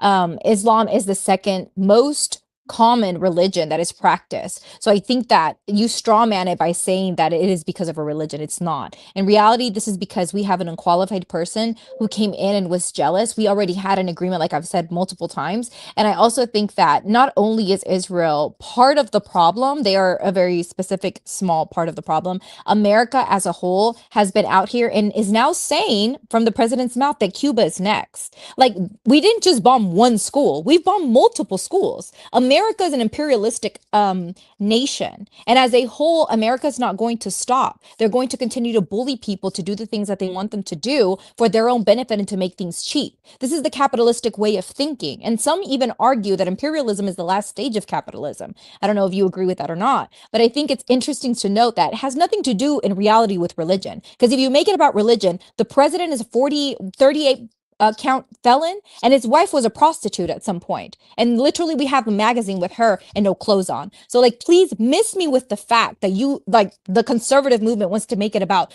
oh, let's be more family oriented, when the DHS husband was out here called a bimbo on online. So like, it's not about morals. It's not about that. In the backspace of this, it's about them making money and about oil. Fatty, you there, buddy? Now, I don't know if you want to go. Yeah. I am going to give a little pushback on Oh, what you well, just let said. me Yeah. let me let me let I me think he let me dropped. Yeah. oh, Go ahead, Chaotic, if you want to go ahead. let me say this real quick. Taros, I rock with you. I rock with all of you. Stop the bullshit. Y'all don't care about those 168 kids that got killed. Just like you don't care about the little boys and girls over in the Congo strip mining coltan or cobalt from those mines so that your cell phones can work. You guys don't care about those people. You guys are just you guys just don't like the Zionist state. You guys don't like Israel. That's all what this is about. You guys, you guys are picking and choosing when to be moral and when not to be fucking moral. Come on, man. You can play that political stuff with anybody else, but not me. Let's cut the bullshit. Because none of us right now are willing to smash our phones that are made with the hands of 6 and 7-year-old kids who are dying in mines over in Congo. Am I lying? Am I lying? That's how our cell phones are made. That's a part of their supply chain. So none of us are really moral. None of us like Islam. Let's be completely honest about that one too. None of us want to live under the previous Iranian state that pretty much oppressed those people after the revolution in 79 or 80. Let's stop the bullshit. Israel is a secular state. We are going into a global system of secularism, and Islam is holding us back.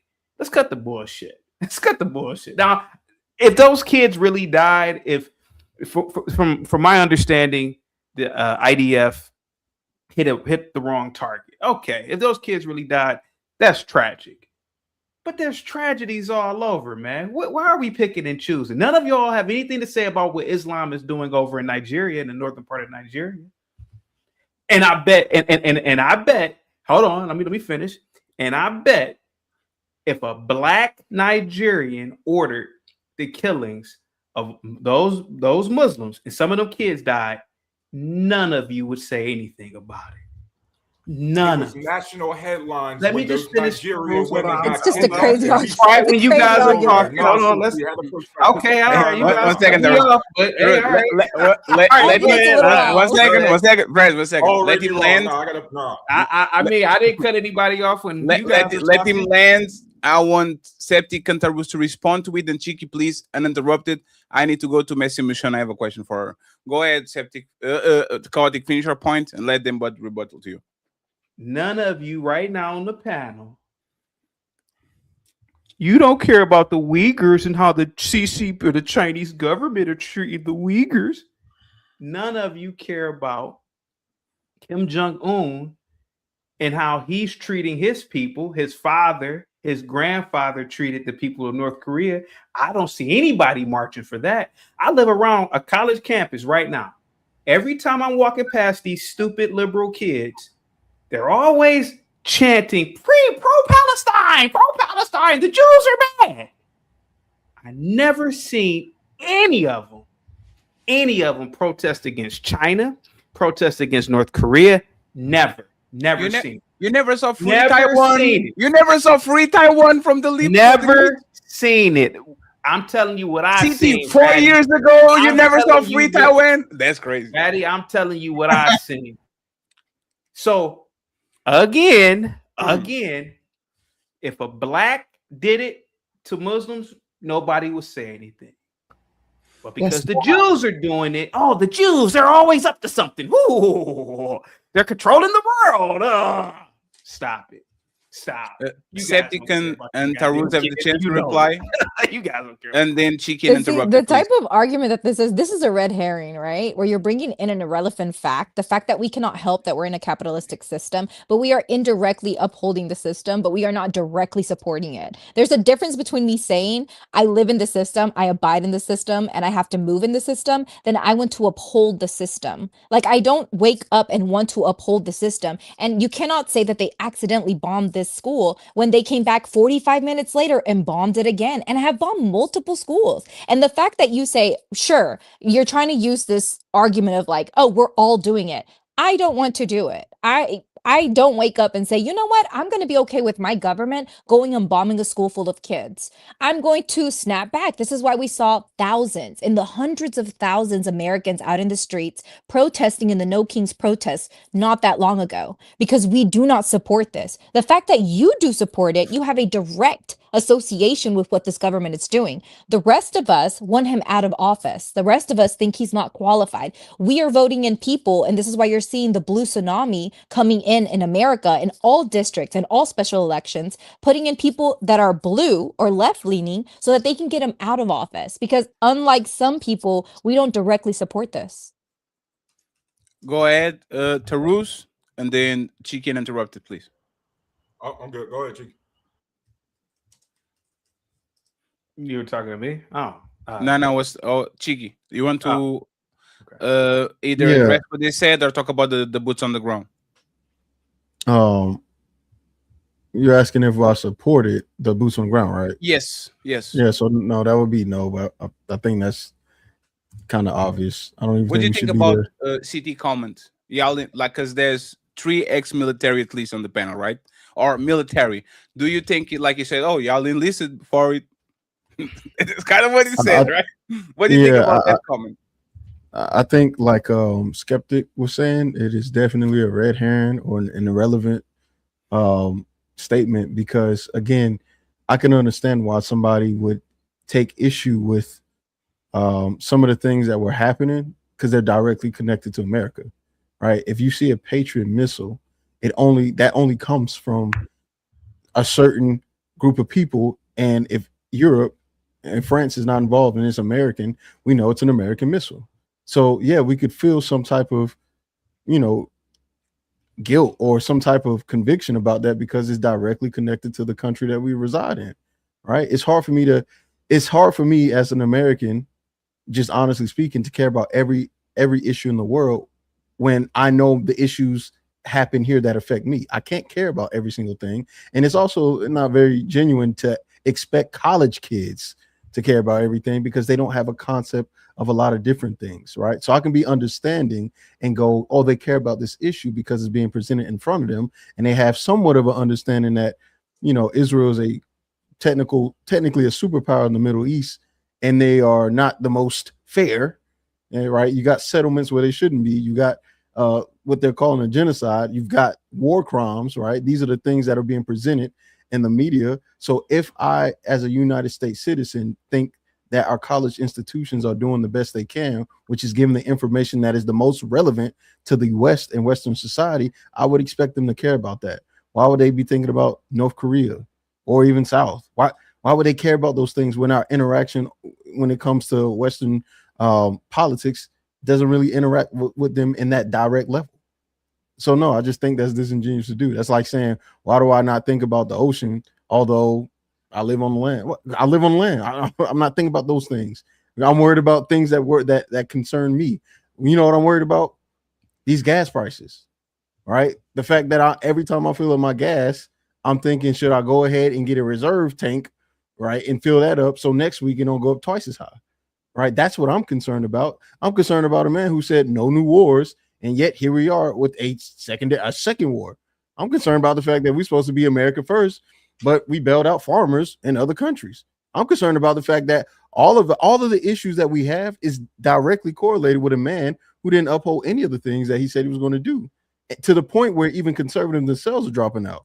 I'm concerned with the fact that we've got somebody who is currently he has the House, the Senate, he's got the legislature, the judicial, and he is the executive branch, but he doesn't know how to pass a law. I'm concerned about the fact that there's been 3 government shutdowns in the past year already, and each one has gotten closer to breaking the record to the one that is currently happening where they did break the record. That's what I'm concerned about. Why would I be concerned about what's going on in North Korea when I don't have to worry about my gas is going crazy? You know what everyone's concerned about? The Strait of Hormuz, to the point where Thailand and other places are saying we have to shut this down. What about Cuba, where they can't even function as a society because they don't have enough energy or power? But you want to talk about college kids that you drive by and see that protest about Palestine maybe a year ago when they're not protesting about that now. Now we're protesting about a no new kings. Why didn't you say anything about that protest? Because it doesn't matter to you. You want to talk about what doesn't matter to you? This shit don't matter to you. You make enough money. You live in a good, wherever you live in a great house. You got a beautiful wife and kids if you do have them. None of this shit matters to you. And that's the issue that I have.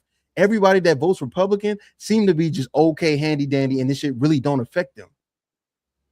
Because they ACA is not getting cut off. They EBT nothing's happening to them. And they will vote for this man a third time if he was young enough and was willing to break the Constitution like we know he was the first time around. That's the issue. That's my problem, Fatty. I don't give a damn about no career. That's just me personally, if we want to talk about it. Damn. So I have a question for Dr. Messi. What do you think about what CT's statement was? Like, people, y'all enlisted, right? Like, what do you think about that statement? Are you in favor of boots on the ground? And just because you enlisted into the American army, would you be in favor of actually those troops go over there to fight a war? I come from a complete military family: uncles, aunts, grandfathers, father, stepfather, sister, nephews, and half of my chat, I think, is veterans. So we salute veterans. I salute veterans, and I thank you for your service. When you sign up and you sign on the dotted line, you know what you're signing up for, just like any other job. So because it's Donald Trump, in my opinion, it's got to be how could he? It could be any president. You serve at the direction of the commander in chief, which is the president. I'm sure other presidents have started wars, and I'm sure people have gone and died. Do I believe in this war? Me personally, I don't think it was necessary, but I still say you signed up to be in the military. You have to do what you're told. Just like somebody in my chat just said, you signed up to be a police officer. You go out there, you do your job. There's a chance that you won't come home. You are a skyscraper window washer. You might die. It is what it is. So that's my thought process on it. HQ, why is you wrong? I don't think she's wrong. You signed up for it. Yes. That doesn't mean we can't criticize our government for taking us to war when we don't think we should be in war. That's all we're saying. What we're saying is you took us to war with no legitimate reason. We don't like it. It is what it is. So let me get Jeremy over here. No, I see you, chaotic. This list, like, I want to see the temperature of the room. Because again, there's ex-militaries. Seems like Messi comes from a military family. Jeremy was very harsh, like he had a visceral reaction about it. Jeremy, like, why is she wrong? You enlisted for something. You have to do it just like any other profession. You probably don't want to be on the fries, but you work at McDonald's. The fries it is. Somebody told you to go there. Like, why is the military different when it comes to deploying troops on the ground? I stated earlier that if the commander-in-chief, in so many words, said you got to go, you got to go. But I don't agree with it. I'll also go so far as to say that why do we have things called war crimes if some things you shouldn't follow? I also add to that and say, hey, I understand that we have to do this, but if they are literally giving you directives that are not making sense and they're not telling us everything that we need to know, not saying that you're supposed to know everything, because, hey, I was in the military too. You go where you're supposed to go, you do what you're supposed to do. But this is a war. So what's the objective? The reason why I have an issue with that is because I actually have friends that are active right now, and I'm worried about them. I don't think it's right because this is not our fight. This literally has nothing to do with us. We could have just let them do what they were going to do, what they've been doing this whole time. I have a follow-up question, Jeremy. Should the United States have went to Afghanistan and Iraq? No.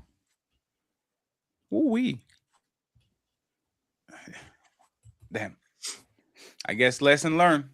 Go ahead, chaotic, and then I'll ask the follow-up question I have for y'all.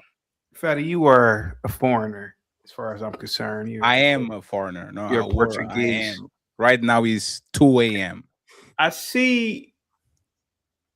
so many people in denial, not just on this panel, but just overall. It's survivor's guilt, right? It's What? hear me out. You need to Just be careful with what you're saying. just hear me out. Just hear me out. I was quiet. I had my hand raised, but I was quiet. I'm It's just letting you survivor's know. guilt. It's survivor's guilt, Fatty. It's Fatty, you ever won at something so much? It could be anything, like a video game or whatever in life, or you were number one in your class, and you looked at the people in your classroom and felt bad for them. Like, these are stupid people. You felt bad for them, right? You ever felt bad for somebody when you won something? Like you won and you felt bad because to a degree it's lonely at the top, right? Or you think that success should be shared. I'm on a panel full of goddamn American imperialists, and they're bitch and oh man, we shouldn't have gotten into this war. Can you imagine this? A panel full of winners. Well, I mean, we you sign up and but we can still, if we don't like something in the government. They're in denial, my American patriots. They're in denial. We've been winning since 1776. We've been winning that long, Fatty. And to a degree, yes, Fatty, I look at the success of this great country. And then I look at other countries. I look at shithole countries over in Africa, the Middle East. I go to Google Map and say, God damn, I'm so happy I was born in America. And then even to a degree, sometimes I feel like, God damn, man, I feel bad for them. But then something hits me. Maybe this is just destiny. Maybe God wanted me to be here in this country. Fatty, there's nothing wrong with imperialism. It's nothing wrong with policing all the straits. It's nothing wrong with keeping your foot on Islam's neck. It's nothing wrong with taking oil from all these other countries. There ain't nothing wrong with it. And I'm going to tell you why, Fatty. Because 300 million Americans are going to do something tomorrow morning. They're going to wake their American asses up, regardless of how much the gas is or not. They're going to complain, oh, yeah, the straits are all choked up and the gas is $2 more. Oh, okay. Yeah, right. But this same American probably is driving a $200,000 goddamn car and wearing $1,000 worth of clothing items. They're still going to get into that gas guzzling car. They're still going to go to their 6-figure job, Fatty. Man, when I listen to these Americans, not just the people on the panel, Fatty, I'm talking about overall.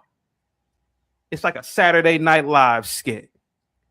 A country full of imperialists got their are pretending to be sad about kids that they'll never see. For all we know, it could just be propaganda. For all we know, we don't really know if those kids died or not. If all this shit could be, they make up wars, man. The media is really good at it.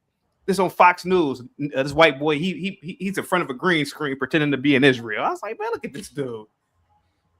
Fatty. It took me to be damn near 40, Fatty, to accept the fact that I am an imperialist. I am benefiting off of a government that has submarines all over. We have satellites looking at every country. We have an allied state. You think that Israel isn't fighting? Shit, they do a lot of shit behind the clothes, but they do a lot of Mossad does a lot of shit you probably wouldn't even know about. And that intel from Mossad, it works wonders for the USA. So I say have that, and I say another 300 years of American supremacy. Go ahead, guys. I'm done. Hey friends, I wanted to move the conversation, but Chaotic actually he torpedoed my hopes of this moving up. And shout out to Sean Antonio for joining the conversation. I appreciate you, brother. Friends, we are going to close the show on the Team Fatty side. Okay, there's 200 and something of y'all Right now, 900 people watching in total, so I appreciate y'all. Please, the show is going to redirect you to the white channel, to the Wake Up Fatty show. Make sure you go there and make sure you subscribe. We know they need subscription, we need watch hours. So let's go to the white channel and let's end the show. If you're watching these on any other platform, please go ahead and support the content creators. We're going to read all the super chats regardless, okay? So if you're on the Team Fatty show, click on the redirect. I see you on that side. Anyone wants to reply to anything that CT said? No, I just want to make a statement that I find it very just to ironic. clarify, guys, Dr. Messi, you are absolutely right.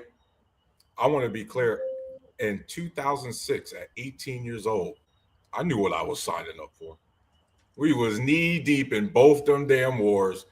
And here I go, right onto the recruiter station, because I'm like, I don't want to go to college, but I don't want to be in my mom's house either. So, I get that.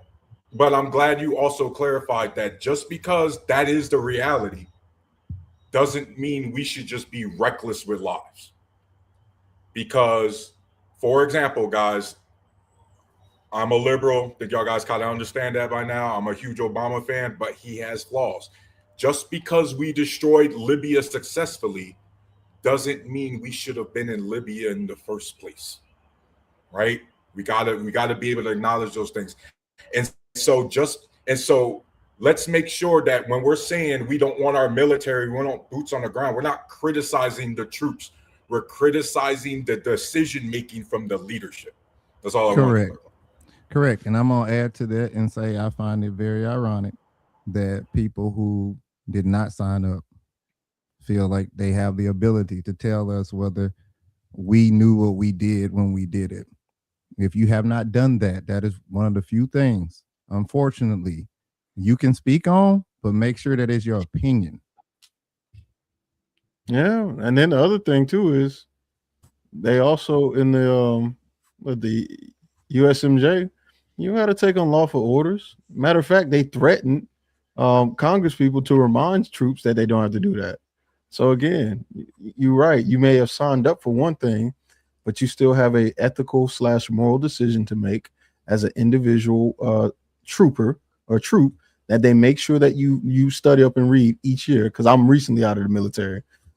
From the looks of you guys, y'all been out for a minute, and I could be wrong, but I think y'all been out for a minute. So we had CBTs still going about the Uniform Code of Justice, CBTs about armed conflict, LOA, CBT. Like they give you computer-based training so that you pay attention and know what you can and can't do. So even though you sign up for some, if you do not think that it's appropriate or it's again or whatever the case or it's unlawful, of course you can go to your first sergeant or whoever else, depending on what branch you have people to contact about that, right? That's what first sergeants exist for. Exactly. But again, unless you've been in the military, how would you know that, right? They think it's just this mindless, but that's not all the way. I think it's a bit offensive to say that I don't know anything just because I haven't been in the military. I didn't say that.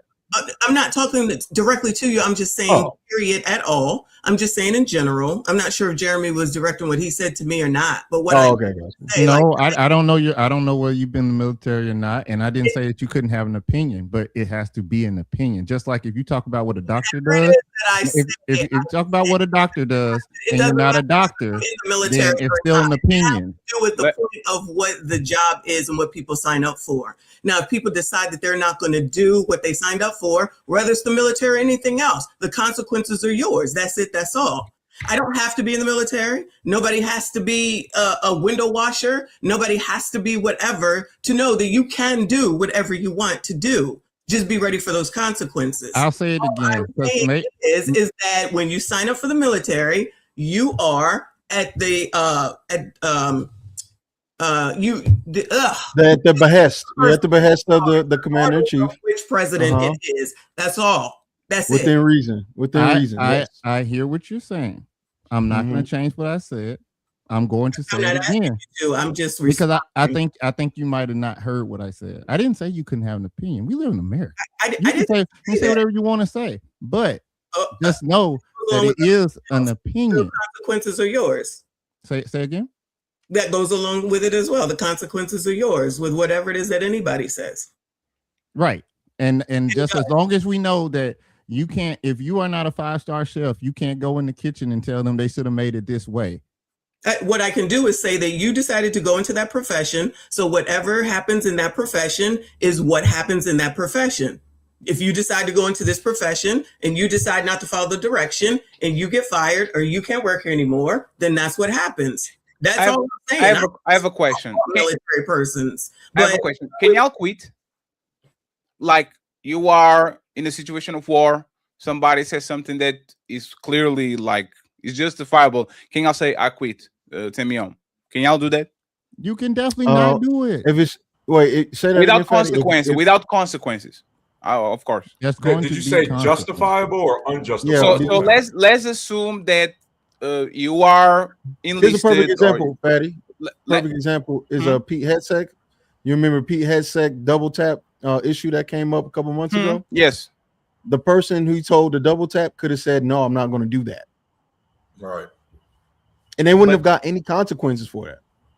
So right now, if I'm enlisted in the U.S. Army and they tell me I need to deploy to Iran, can I quit with no consequences? Can I say I don't think this war is lawful? If you have orders, and you just say no, I'm not going. If you have orders and you refuse those orders, you will go to a military court and you can be held accountable for that. Either you're going to be dishonorably discharged, which is going to ruin your life, or you're going to go to military jail. You're going to have to get a lawyer. You're going to have to try and explain via why it is that you're trying to get out. And nobody can, like, there's no certainty that you're either going to go to jail or be dishonorably discharged. In our society, if you leave the military without an honorable discharge, you basically cannot get a job. Like, you're seen as you've ruined your life. So you could have been 17 right out of high school and said, hey, I want to help my country.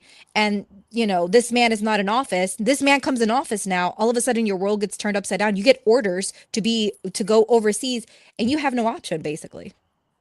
Go ahead, Tarus. Just to clarify what we mean with illegal orders, Fatty. Deployment orders are orders. Those are lawful orders. You have to follow those. And let's be clear for anybody that wants to try to play semantics. Let's get it out the way now.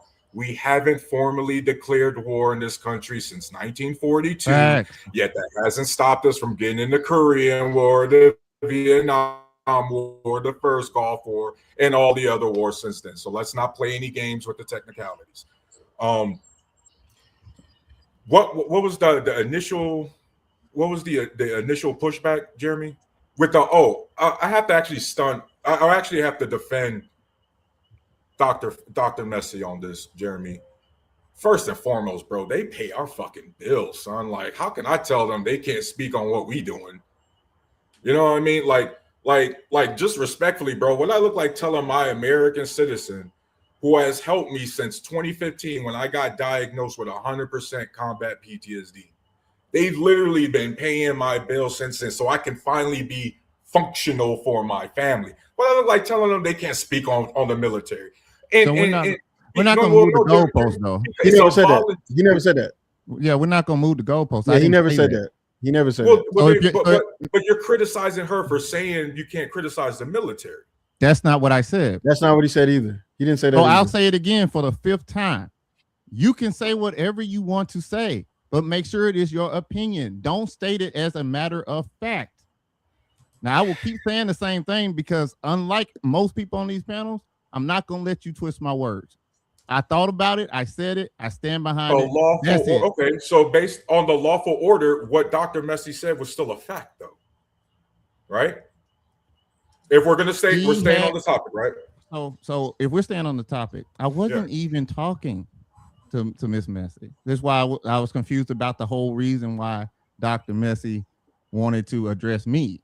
I was talking to Mr. CTL down there because he went on a rampage, and I responded in a way that I thought would be a respectable way. Did I feel a type of way about it? Yes, I did. But I thought I conducted myself fine. Apparently, I didn't.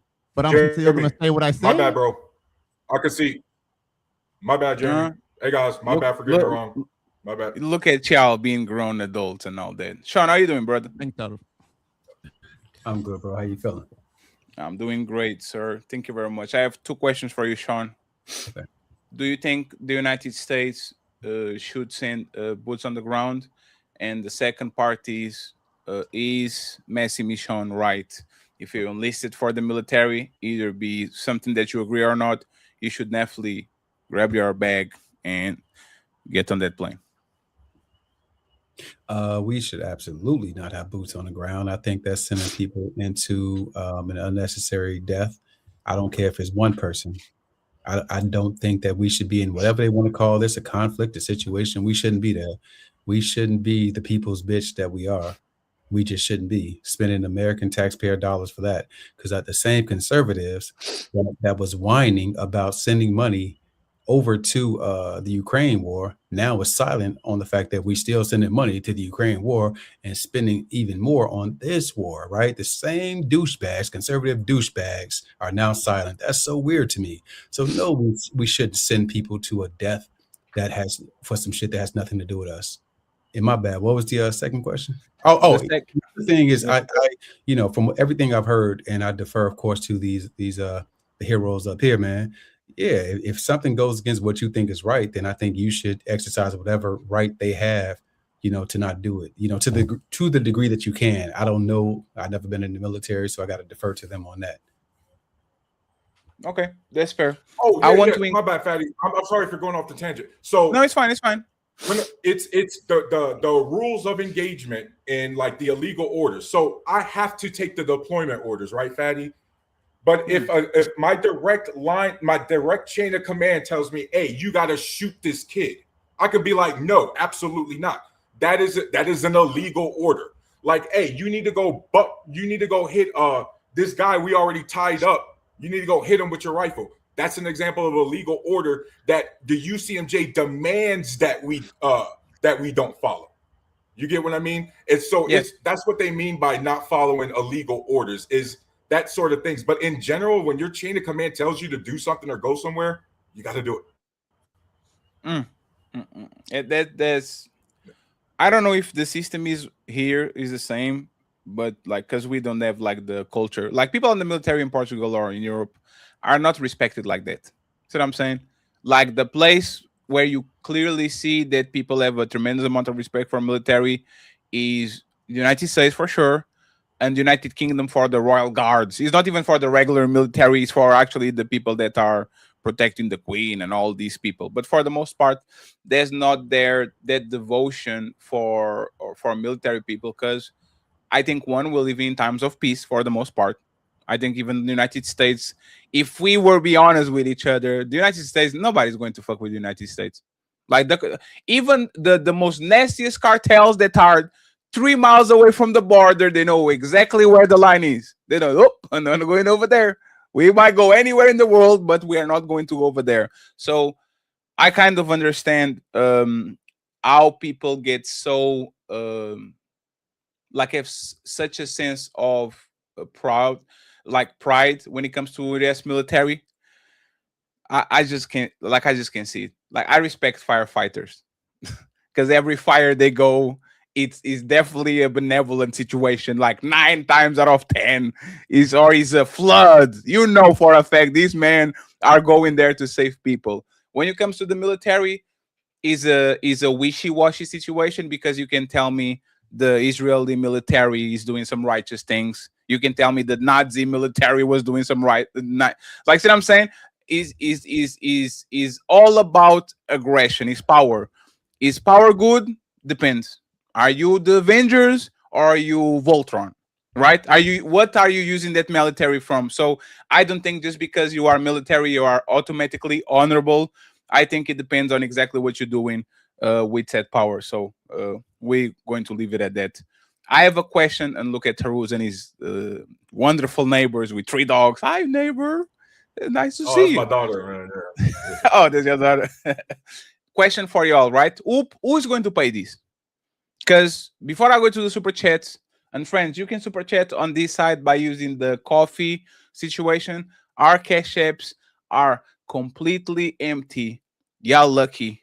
I live I don't live in Palestine because I wouldn't eat nothing today. If you want to support the show, once again, the Cash App and the PayPal are open. The question is, once again, who is going to pay this? Because they are kind of discussing a war bill, right? And Donald Trump wants the war bill to be paid by the Arab nations and the allies.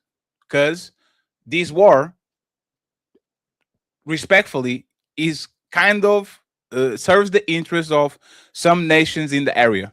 Israel, Saudi, we can go to Kuwait, all of these nations that are around that see Iran technically as a little bit of a threat. So do you think that the United States, because they actually got into it, do you think they should foot the bill, or do you think they should actually make the countries involved actually foot it? Like, who do you think should get the bill? Go ahead, HQ, and then we go from there. My bad, HQ. Yeah, we break it, we bought it. It's that simple. And Sean, thank you very much for the Cash App. I appreciate you, sir. Now say that question again. Say it. I will read it. Is why is the American taxpayer funding a war that secures the entire Middle East? Trump is demanding the war bill, forcing Arab nations and allies to pay every cent for the munitions we drop. Is it time to stop being the world's free security guard? Do you think the United States should foot the bill, or do you think we should pass the bill to those countries and those regions that actually are being secure because the United States make sure that there's no conflict around? We should foot the bill. We started the war. That's just like spending all the money and then turning around and asking the people you gave the candy to, well, now I need the money back because I gave you candy. No, we are the ones who started the war. We are the ones who used the ammunition. We are the one who was responsible. So nobody else is responsible for that. If you could not fund the war, then you should not have gotten into the war. I disagree with you, HQ. Oh, let's go, Sean. Let's go. It's time. You know who should pay for it? Our daddy. Y'all know who our daddy is. Oh shit. The motherfucker that put the battery in our back and got us over there. Them people. They should pay for that shit. Our daddy should pay for it. Israel? Yeah, they should pay for it. Because we breaking shit on their behalf, right? We cracking motherfucking heads on their behalf, right? We trying to put belt to ass on their behalf. Why don't they pay for that shit, right? Why not? This ain't what this got to do with us. I know my good fraternity brother, Chaotic Truth, you know what I'm saying? Like he would usually say, you know what I'm saying, we should stay out of these goddamn conflicts because fuck them people over there. So I would think he would agree with me on this. What do you think, CT?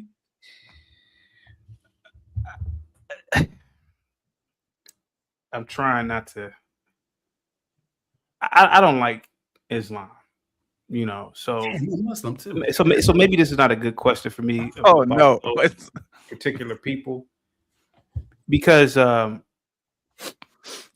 think anytime you put boot to ass with those people, I don't really feel a certain way about them, to be honest with you, man.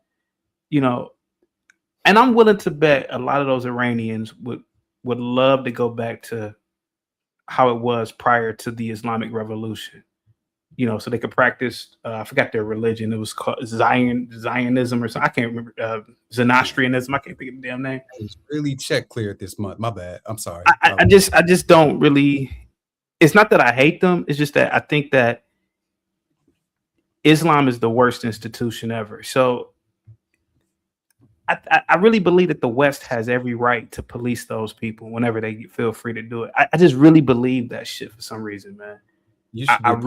Bro, I'm just gonna be honest with you. I'm not the best person to ask this question. That's what Israel. Who should pay for the shit? Oh, I mean, America. I mean, come on. Come on. America should pay for it. I mean, obviously. Whose conflict is it?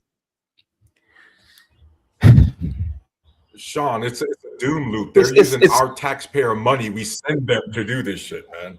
It's just a doom loop. You're an extremist. You're an extremist. Friends. 1 second, Izo. Sean is 1000% right. Y'all have opinions about where the money goes every day. You should go there. You should go there. We shouldn't fund Ukraine. You should do this. All of a sudden, y'all can answer questions. Like, let's talk about it. We want to see. We want to know who, like, what bill should the American taxpayer be paying, and what bill should the American taxpayer lend to it. Let me give an example. It was a very popular idea that the United States should send a bill to European countries for the I don't know how many years of NATO money that they didn't pay. Like, it was a very popular idea that says, hey, these people are not paying their due. Please send the money, because the American taxpayer shouldn't be paying for things that the other countries are not, right? US aid, which in my opinion was a tremendous shot in the foot, because now the United States don't have soft power nowhere in the planet. Like, there was a bunch of cuts that Americans are like, we are not going to fund trans therapy in da-da-da-da-da. Can we have an honest conversation about this money and who should pay it like we have all the time, or are we going to play the code and politics? Fatty, before I forget this real quick. The obvious answer is we all know the taxpayers are going to foot the bill. Sure, we all know the yes. Every last one of us and everyone watching the show is paying. Yes, and I see you, Septic and HQ. Please don't forget what you were going to say. Make notes. Go ahead, Chaotic, because please answer the question. This young lady below me, Skeptic, says something very interesting. She says, and I'm quoting, "You are an extremist." Think about this. Here goes a wealthy American sitting on the panel having third world savior complex, right? Over in Iran, Skeptic will have to be covered up. Over in Iran, Skeptic wouldn't talk to me. She wouldn't talk to Sean, Tarus, Fatty, Cheeky. She wouldn't be able to talk to us. Yes, she would. No, she.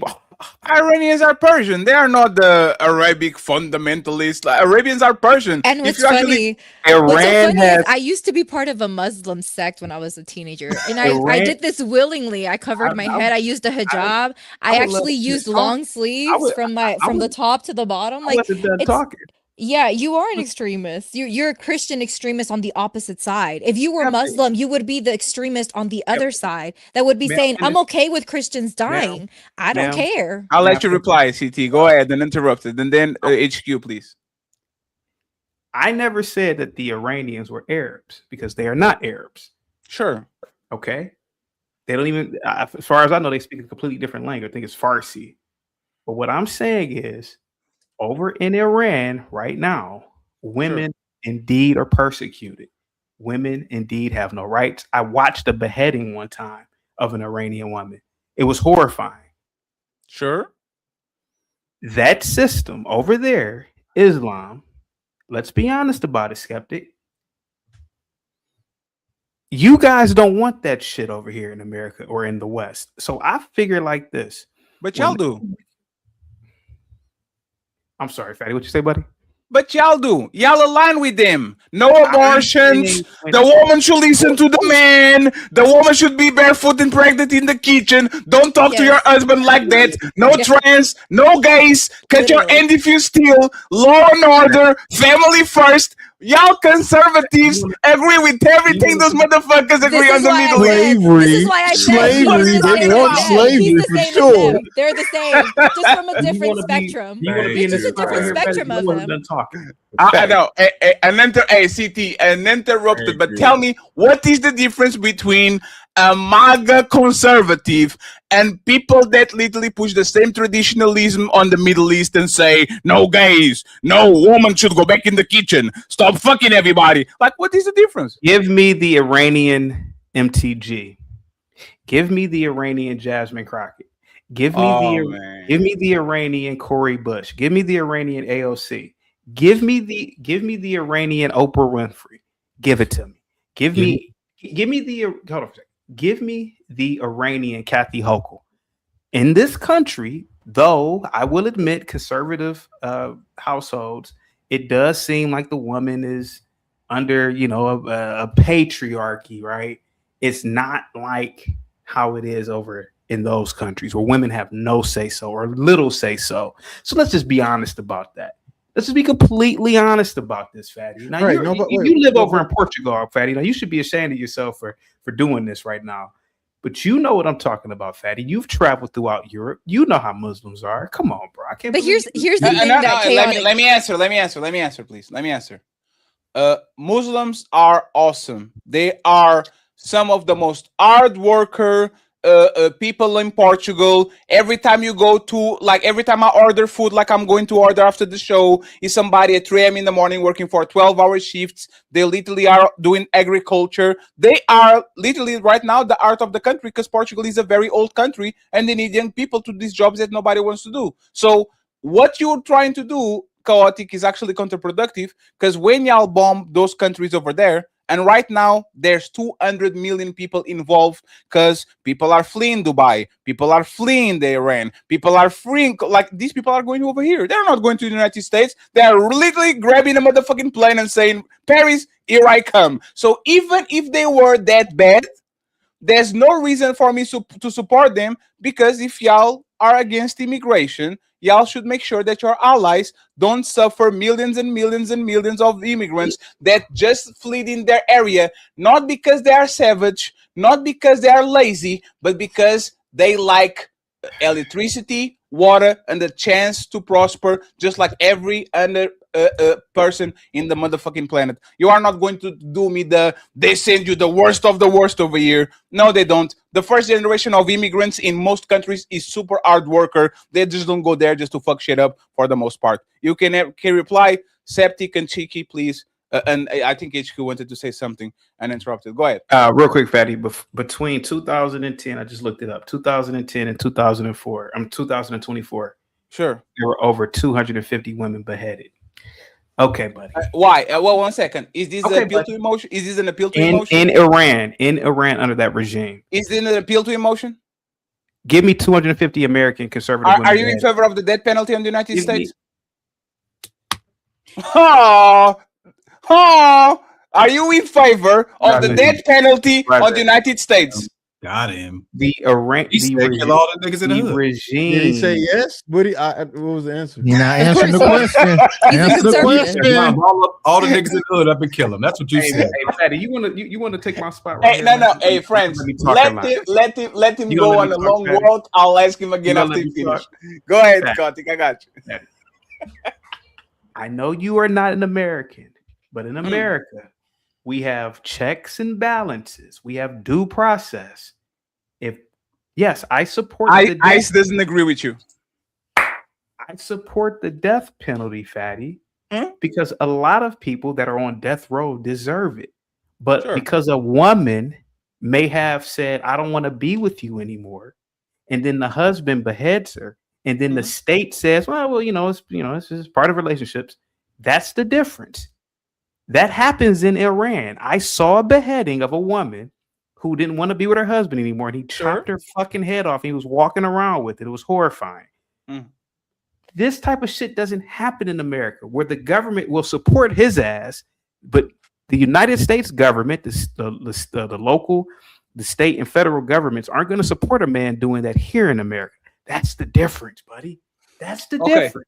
So quick response and then repeat the question. You are familiar with Guantanamo? Y'all don't care about checks and balances at all. Y'all don't give a fuck about that shit. Y'all grab somebody, make them disappear, and y'all don't care about nothing. The United States is the biggest gangster on the planet. If they want to get somebody out of here, you are the only place. Why do you care? Okay, I'm sorry. Go ahead. I cut you off. I care because you said I care about checks and balances. I'm just using your own words. Most of the people are not even against ICE deporting illegals. The problem is the checks and balances. Y'all don't care. Y'all will put people on a motherfucking plane, send them to Guatemala, and then when you find out that the motherfucker actually is Venezuelan, now you have a massive problem in ends because y'all didn't do the due diligence. So for whatever reason, locally you agree in checks and balances, but now that Iran is doing the same thing that y'all doing, all of a sudden is a problem. The question, there was a question, Chaotic. Do you agree with the death penalty? Yes. So why are you against them when they just do it faster? They just do it faster. That's the only reason. They say, you committed the crime, off with your head. Y'all say, you committed the crime, you're spending 20 years in jail, so I can get off with your head. What's the difference? In other countries, Fatty, particularly countries like Iran, they have arbitrary laws, bro. So a husband can kill his wife, and then he can say to the government, well, you know, according to the Bible or according to the Quran or whatever the fuck, I was justified to doing it. And he won't get arrested, bro. That's the difference. That's all I'm saying, bro. That's what I was saying about the dangers of Islam. Hell, Skeptic, if she was supposedly a Muslim at one point, she knows what I'm talking about. Here's the thing that he's conflating. Number one, conflating. The reason why I said that you were an extremist in the same aspect is because you said you didn't care about them not living. Because you said, I don't care about Muslims like that. So I'm the wrong person to ask because I really don't care whether they survive it or not. And so this is why I'm saying, hold on. This is why I'm saying we can roll the tape back because I'm sure that it was recorded. Whenever you were asked like that, you were asked a question, you said, I'm not the person to ask this to because I don't care about Muslims. So the same way that you're saying that as a Christian is the same way that Muslims are saying that about you as a Christian. They're saying, I really don't care about these Christians, and I really don't like the way that they try to impose their mindset on other people. And let me finish by saying this. In the US, Fatty, I don't know if you knew this, they kept a woman alive so they could cut out a baby out of her and then just let her live and made her family pay for the health insurance, for the health, all the health bills, because that's what our government wants to do. They also want to pimp out women. They told little girls that when you graduate high school, have more children than you can afford. And you know what they're doing at the same time? They're cutting down on welfare benefits. They're cutting down on SNAP benefits. They don't want to help women, but they want to tell them to have a lot of babies because they want the white population to go up. They're telling white girls to have babies in the US. And then they're telling women, they're trying to get rid of their vote in the SAVE Act. They're trying to make sure that your ID and your birth certificate matches. And if it doesn't, you cannot vote. Who are the people that have to change their names in the US? Women that get married have to change their last name in the US. So America is just as oppressive on women than other countries. It's so self-serving of you to say, oh, here I am going to sit on my high horse and say we treat women any better, when in reality, men in America are probably just as bad and want to put women back in the kitchen, have them barefoot and pregnant and depending on a man and not even allow them to go and get a college education. They took away the professionalism for nursing women. Well, you know who are the majority of nursing students in the US? Women. They took that away from being a professional career. So now they cannot get help from the government. Now they're not seen as professionals. There's certain things that they cannot be helped with. And you know what that's negatively affecting? Women. DEIA, guess who that was benefiting? DEIA was up in a high number benefiting women. Guess who got fired in high numbers? Almost 500,000 women were fired from federal jobs in the US because DEIA was implemented under Doge Department. And you know what happened? When they asked the Doge white little boy, hey, can you define for us what DEIA is? He couldn't define it. He said he looked it up on AI. ChatGPT was telling him what DEIA meant. And that's how he was firing people. Please miss me with I care about women in the Middle East when you don't care about women in your own country.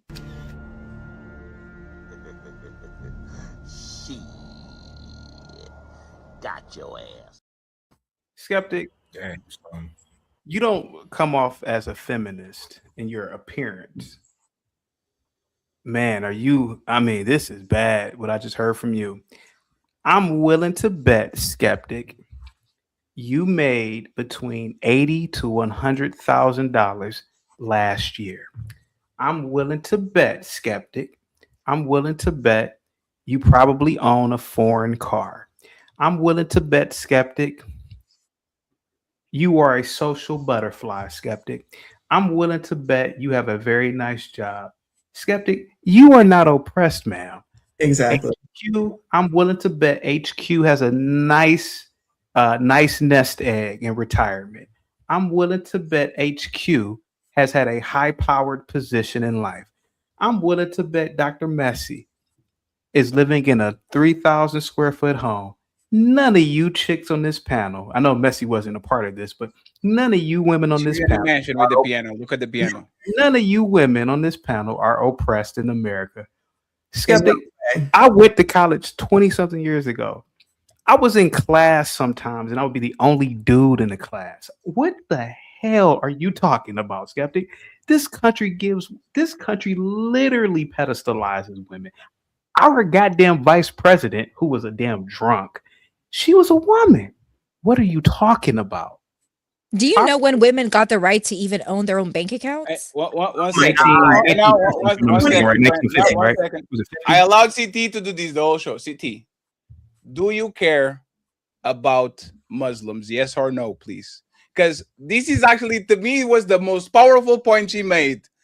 You say you don't care about those people, but then you say, look at the Iranian woman being beheaded. So can you answer that question, please, CT? Do you care about Muslims? Yes or no? I'm going to say this, and I'm going to say this again. I truly believe, as an institution, Islam is one of the worst institutions in the last millennia.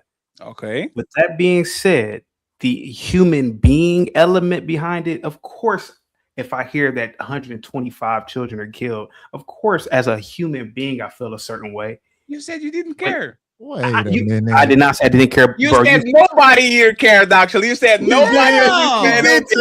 You said nobody cared. You said it. Do you guys want me to go on mute? Because I go on mute. No, you know what? You are right. I apologize. Is you guys are picking and choosing when to have compassion and when not to. Because when you turn on your $1,000 phones, you don't have that same kind of compassion for the little beautiful black children who had to strip mine the goddamn cobalt to make the damn phones. So what I'm saying is that you guys are on a high horse as Americans. Okay, let me just reframe that because I don't want you guys to think I'm a monster. Lord. The fact of the matter is you don't care about Uyghur children. I'm gonna say it again. You don't care about them children in North Korea who have to read books about Kim Jong-un and who have to pretty much worship him from birth. Y'all don't care about that. Islam, Fatty. Thank you, Fatty. Islam is diabolically opposed to secularism and change. Sure. It's a horrible institution. I'm gonna leave it at that. That's all I'm doing. I'm gonna leave it at that. You know how you can tell when CT is getting the belt when he keep threatening to rage quit. That's how you can tell when he getting the belt. I was just about to rage quit. I'm not gonna lie. And he still ain't answered why the fuck Israel shouldn't pay for this conflict. No, you ain't answered. They pay for it. Hey, CT, it costs like your boy just said. He just canceled. He's saying that the state should take care of childcare, right? We get about $31 billion in subsidies. This ain't the government money. This is our money that the government allocates. This war has cost more than that already, bro. How that make sense? You should be a fiscal conservative, right? I don't know, man. How does it make sense, Sean? Go ahead, buddy. I'm asking you. How it makes sense. I have no idea, man. I think you don't want to know what you don't know. Screaming from the mountaintop, CT. You don't want to know what I think about money, bro. I'm gonna be honest about it. I think the shit is made up. I think it's bullshit. I think it's just digits on the computer, man. So I truly like to ask, should Israel pay for it? What would they be paying for? They just make this shit up anyway. What would they pay for? That money is you really believe that money's real? You really believe that shit? It wasn't a figment when we was about motherfucking sending money overseas to Ukraine and shit, bro. Just to make sure, right? Just to make sure. City, what's your opinion about the welfare system on the United States? Are you in favor of it or you are against? Of course I am. Of course I'm in favor of the welfare system in America. Like Section 8, all these, like, of course. Okay, so are you sure? I'm 100% positive, bro. Yeah, I believe in any society should always have a safety net for certain individuals within the society. Of course, yeah, of course. Because like I said, you actually caught me off guard because I had like you're very colorful in your commentary, right? When you talk about like welfare queens and all that. So I'll respect your opinion and I'll leave it alone. You know what? You're not John Galt. I might be confusing somebody, right? I might confusing something. But if you were the present king emperor of the United States, would these troops, and no, not troops, because troops are technically not there yet, would you just go ahead and say, we're done with this, this is their problem, this is not ours. We need to just focus on our people and make America first? Or would you say, no, let's continue what we started, because if we leave right now, we might leave something on the table? Like, what would chaotic the emperor truth would do? Real quick, Tarus, are you familiar with Dick Cheney and his? There was a book written about him, the 1% Doctrine or something. I think it was called the 1% Doctrine. So basically, if there's one terrorist, that terrorist can pose a national or international problem. Or look at the Houthis, right? Look at what they were doing when they gained control of the the western part of, I believe it was Yemen. Look at what they did to the strait there. Look at how they choked up the strait there with global shipping. America first, and I have to say this because I might be a neocon here. We have to police the planet, brother. We have to police the planet. Salute to everybody for sending over cash apps. Thank you very much. So to answer your question, Fatty, to keep this planet going around, to keep the supply chains, the institutions, the systems going, you have to pretty much eradicate problems. And a lot of our problems are radical Islam, bro. It's just the honest to God's truth, man. So yes, I as much as I wouldn't want to put actual human being bodies on the ground there, I mean, let's be honest, it's really drones are going to be there. You got to do it, bro. Dick Cheney even talked about it. Man, I hated Dick Cheney when I was in high school, man. But when I got older and smarter of how the world really works, man, what they're doing in Washington, man, is pretty exceptional. It really is when you start to think about it, man. You gotta do it. Our planet is full of Tarus, you went, come on, bro. You went overseas, man. You know our planet is full of animals, bro. Like we're in this little cushion in America. We're separated by 2 oceans. Let's be honest, Canada. Come on, man. That ain't really, bro. We are in the lap of luxury here, man. We have never seen certain types of acts of horrific violence that these people will actually do. Tarus, we've never seen genocide in America. We've never seen. Well, I'm just saying, bro. Listen to me, bro. We've never seen IEDs in the street. We're not used to that. This stuff happens overseas, bro. We gotta do. We gotta know how our country starts getting used to that, CT. When you destroy all of the soft power elements we had globally, and then you just start treating every situation with bombs and bullets.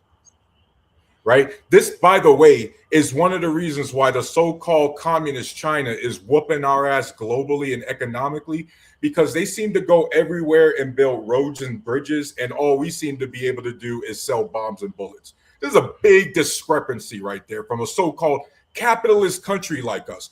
But, I digress on that point. CT, your beef with all of this just doesn't make any sense, because I have to actually take it back to what Skeptic was saying and what people were what others were saying. Bro, this is Christian nationalism they're trying to start in this country. Tarus. CT. Tarus. CT. The spiritual advisor is over here addressing soldiers, chaplains, and things like that. Right? You got guys, and look, man, this is just the reality. An American citizen who happens to be a woman wants to hear a pastor say we want to repeal the 19th Amendment, bro. Nobody wants to hear about their rights being yanked away. You know what I mean? And that's the kind of messaging you're delivering on behalf of what, CT? You talk a lot about American exceptionalism, brother. And I think we need a new version of that, because the version you talk about is obsolete and is bringing our country down. Fatty, you and I both know women shouldn't vote, bro. You and I both know that as men. I don't agree with that. Let's be honest about that. So I don't agree with that at all. No offense, Fatty. You're not even an American, so you. Oh, so you changed it now? Even ask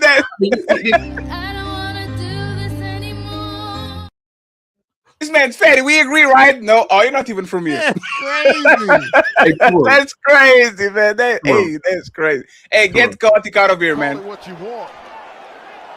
What is LeBron looking for? Oh, Tarus. No, Tarus. First I of ain't all, calling you out, bro. Oh no. They shouldn't even vote. But No, brother, dude. you say that I'm a Christian nationalist. I never even said that. But what I do know is this. If Islam became a global hegemony, you know what they'd do? They'd do what they did for 2,000 years, buddy.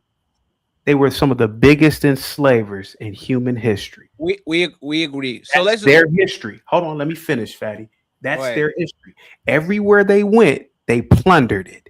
Every single place that these people went, they plundered it. You know what else, too? This is why I don't even really have smoke for whites. It was the Muslims, the Arab Muslims, that devastated Africa and enslaved blacks for thousands. What? You can say what you want to say, brother. What? God, say- are you can say- crazy? hey, bro, Hey, you can say whatever you want. God, God. They castrated. They castrated. Hold on for a second. Muslims castrated. Did they not castrate men?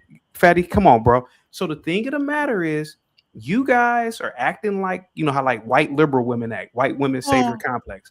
You guys have third world savior complex, and I'm telling you, Islam is the worst institution. And I don't understand this love for these people. Respectfully, I just don't understand. God, take respectfully. Look at what they're doing in Nigeria. Look at what Muslims are doing in northern Nigeria right now, bro.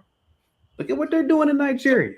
So chaotic. This is the difference. Actually, like if you know anything about European history, when Muslims and the Moors actually They came plundered to Europe, Spain, buddy, for 800 years. Yeah, but they actually left heritage there that was actually positive for the development of Europe, right?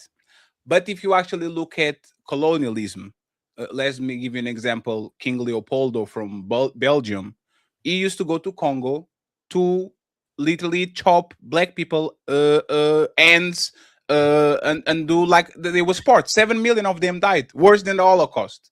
So what we're going to do is this, right? Every single if you go to the Japanese, they have blunted the ends. If you go to the Chinese, they have blunted the ends. If you go to Europeans, the Africans, we are not going to play the game where the black people are good and the other ones are all bad.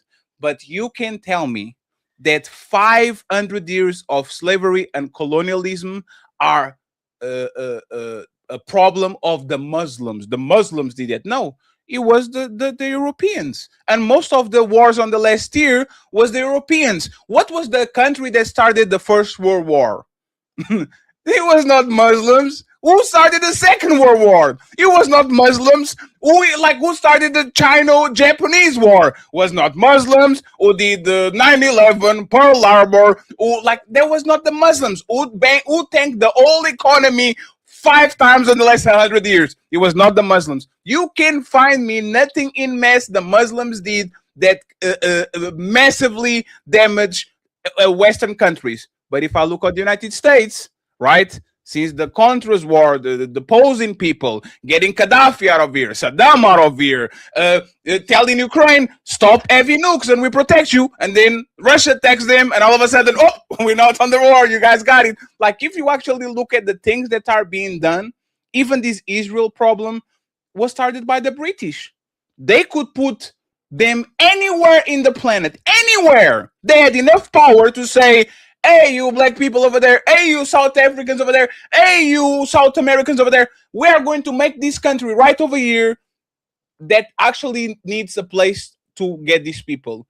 And they gave him the worst place possible based on some historical document that nobody recognized because might be make-believe. Respectfully, man, chaotic. If white people, and when I say white people, the British, decided to put Israel next to Argentina, nobody will give a fuck. Everybody will be safe. There will be no problem. You drop a a nation that has a tremendous amount of power. They control banking, they control entertainment, they control the news stations, they control the politicians. You drop them around 2 billion Muslims, and now all of a sudden you are telling me that Muslims are the problem, when since the beginning of the time since they got there, they've been trying to overrun Iraq, they've been trying to overrun Iran, they've been trying to overrun every single country that opposes to their existence. So respectfully, man, you can put that shit on Muslims at this point. It's like me dropping a Muslim city in Utah and then complain because people from Utah that are ultra white are very upset that Muslims are changing their way of living and that's their land. You know that shit will be trouble. United States wouldn't take it. Y'all took land from the Mexicans. If Mexico decide to take Texas back, you will fuck him up so fast it's not even funny. But now all of a sudden the other people have to take it because they believe on an inferior religion. That makes no sense. I want final thoughts on these. And then I have a last question for the show because I promised 3 hours and I don't want to keep you here for long. Yeah. I'm going to start with Messy Michelle because she be quiet.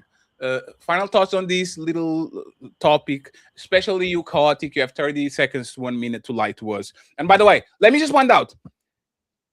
You didn't answer no question, Chaotic. We tried 4 questions. And instead of you answering, you do this. Hey, Chaotic, what is 1 plus? Chaotic, what is your favorite color? And you say, hey, HQ, the rainbow. The rainbow is a complex entity. Like you like to triangulate, send it to the next person so you don't have to question. I just want to know have to answer. Just want to point out you didn't answer none of those questions, so you got it. Go ahead. I'll give up my 30 seconds to Skeptic. Go ahead, Skeptic. Go ahead. Oh, damn. Yeah, go ahead, Skeptic. I do want to correct one thing that you said. You said there was never a genocide in the U.S.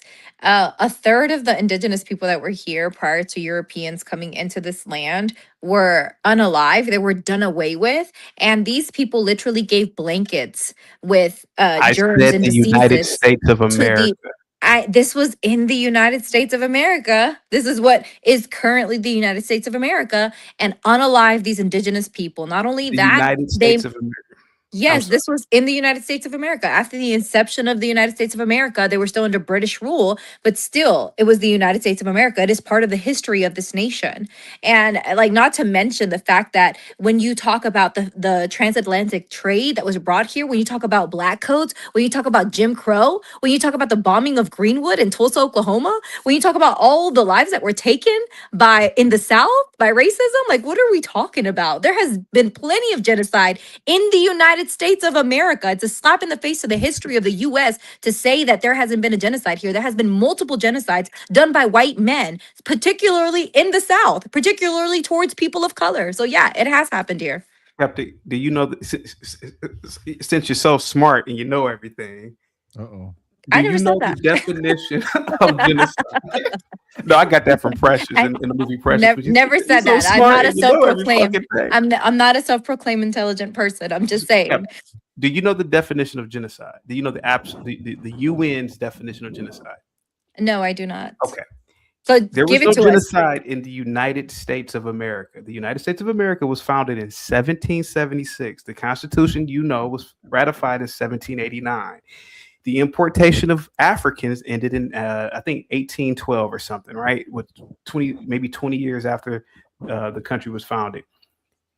When you talk about the blankets with the Indians, ma'am, that second grade story told to us may or may not have happened, but that happened. We know by journals. We know by journals of the people that came here during Beacon's Rebellion that they told us themselves. They told us.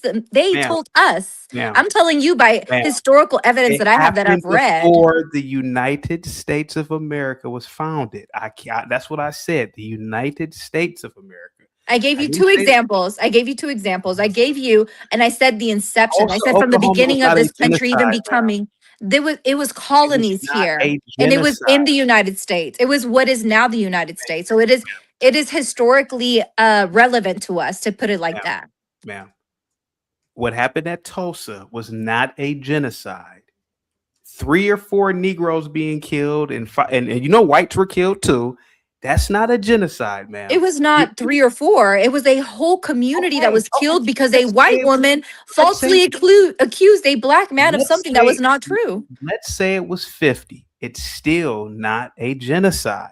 What is the happened in number? What is the Rwanda- number? It was a whole part of a city in Tulsa, Oklahoma that was bombed. It wasn't just Ma'am, shooting Tulsa, with guns. Oklahoma- It was bombed. Ma'am, you And think that there that is was a a whole hold metropolitan on. city? I've been there before, actually. I go to Tulsa once a year, and we you go were to there Greenwood. 100 years It's called ago? Greenwood now. Yes, I do know what the You were in whole Greenwood area 100 is. years ago when it was. So it I've had been to Greenwood skyscrapers? now, and I've read the history Why? of Greenwood. They were Why? bombed. They were not just shot up. It was multiple parts of the city that was A bombed up. genocide, skeptic. Right, but I'm Wait, just wait, letting wait, you wait, know. wait, wait, wait. You Why, said why do genocide. why do you distinguish the United States, right? Are you talking about like when it got independence from Britain? Are you Yes, saying the United States of America as an entity started in 1776, and 1789. And Yeah. there, Okay, there, so- there, so wait, there wait, wasn't wait. a bunch of massacres in like Wait, hold on, no, California and wait. shit. So if that's the California case, wasn't a state. if Oh it- my God, Fatty, what, this is give me the year again. Hold on, let me know the year so I make sure I'm doing my research correctly. You said what year again? the Hold on. Constitution was ratified in 1789. So technically, the United States did not really start functioning as an entity until 1789. 1830s, Trail of Tears. That's not Fact. genocide. Oh, Yeah. Wait a minute. Oh, here it is. No, I'm no, going to no. read the Not a definition of a genocide. genocide. The The definition genocide, of is a many deliberate killing of large number of people from a particular nation or ethnic group with the aim to destroy the nation or group. And you mean to tell me that hasn't happened in the United States? Like, what are You we mentioned Tulsa, Oklahoma, man. That's 40 people saying? I being killed. mentioned the South during Jim Crow and black Somebody just codes in asked America AI is what real I quick. mentioned. Yeah. You mentioned Let's genocide, just ask man. AI real quick. The black. chaotic. Okay, so let's They- assume that there were skeptic. Let's assume that there were black codes. Where was the genocide, ma'am? Hold on. So wait, number one, you're saying let's assume as if black codes and Jim Crow didn't actually happen in the South. There were hangings. There were literally there was the hanging migration that criminals, ma'am. happened after the Civil War when people wanted to flee the South because they wanted to be free. And the South, the people that were these racist white men were killing people in large numbers for moving out of the South because they wanted to keep people here in the South to work for cheap. As cheap labor, even after being liberated. Ma'am, what was the name of the period? Like, are we okay? What was the name of the period after slavery, ma'am? I said black codes after slavery. What was the name of the period after slavery? It begins with an R word. Reparations. Reconstruction. Reconstruction. Sorry. Yeah, Reconstruction. Ma'am, blacks. But what does that have to do with what I'm saying, though? I'm about to, okay. Because you pivot a lot. You're kind of like hard to like. You pivot Black all the time. people very didn't start slippery. really leaving the deep South until the 1930s. It's called the Great Migration. Up until the 1930s, man, blacks weren't really fleeing the South. Okay, so hold on. When you mention hangings, let me just finish. When you mention hangings, ma'am, supposedly there were 4,000 documented hangings between 1880 and 1920 or 1930, ma'am. Ma'am, you got cities in America right now that have 500 and 600 in the homicide rate for blacks. Is it plausible to assume, ma'am, that a lot of those hangings were these Negroes were probably just criminalized Negroes like George Floyd, and people got tired of their asses in them towns? Is it possible to assume that, ma'am? Is it possible to assume? I'm gonna that time we out had because this is George wild. Floyd as Negroes in the South. Bring and in people in the HQ, town 'cause were I- tired of this mother effer and just hung the mother effer. Yeah. I So just so think- the I think Hold on, we've let's been skip it. Hold asking on, the skip wrong it. Go ahead, Chief. Go ahead. no, That's she wild. pressed the microphone. No, Go ahead, that's Chief. wild. No, go ahead, Chiqui. Go ahead. Yeah, I just said we've been asking the wrong questions. We've been asking if he cares about, Muslims, and we need to start. Do you care about black people or Native Americans?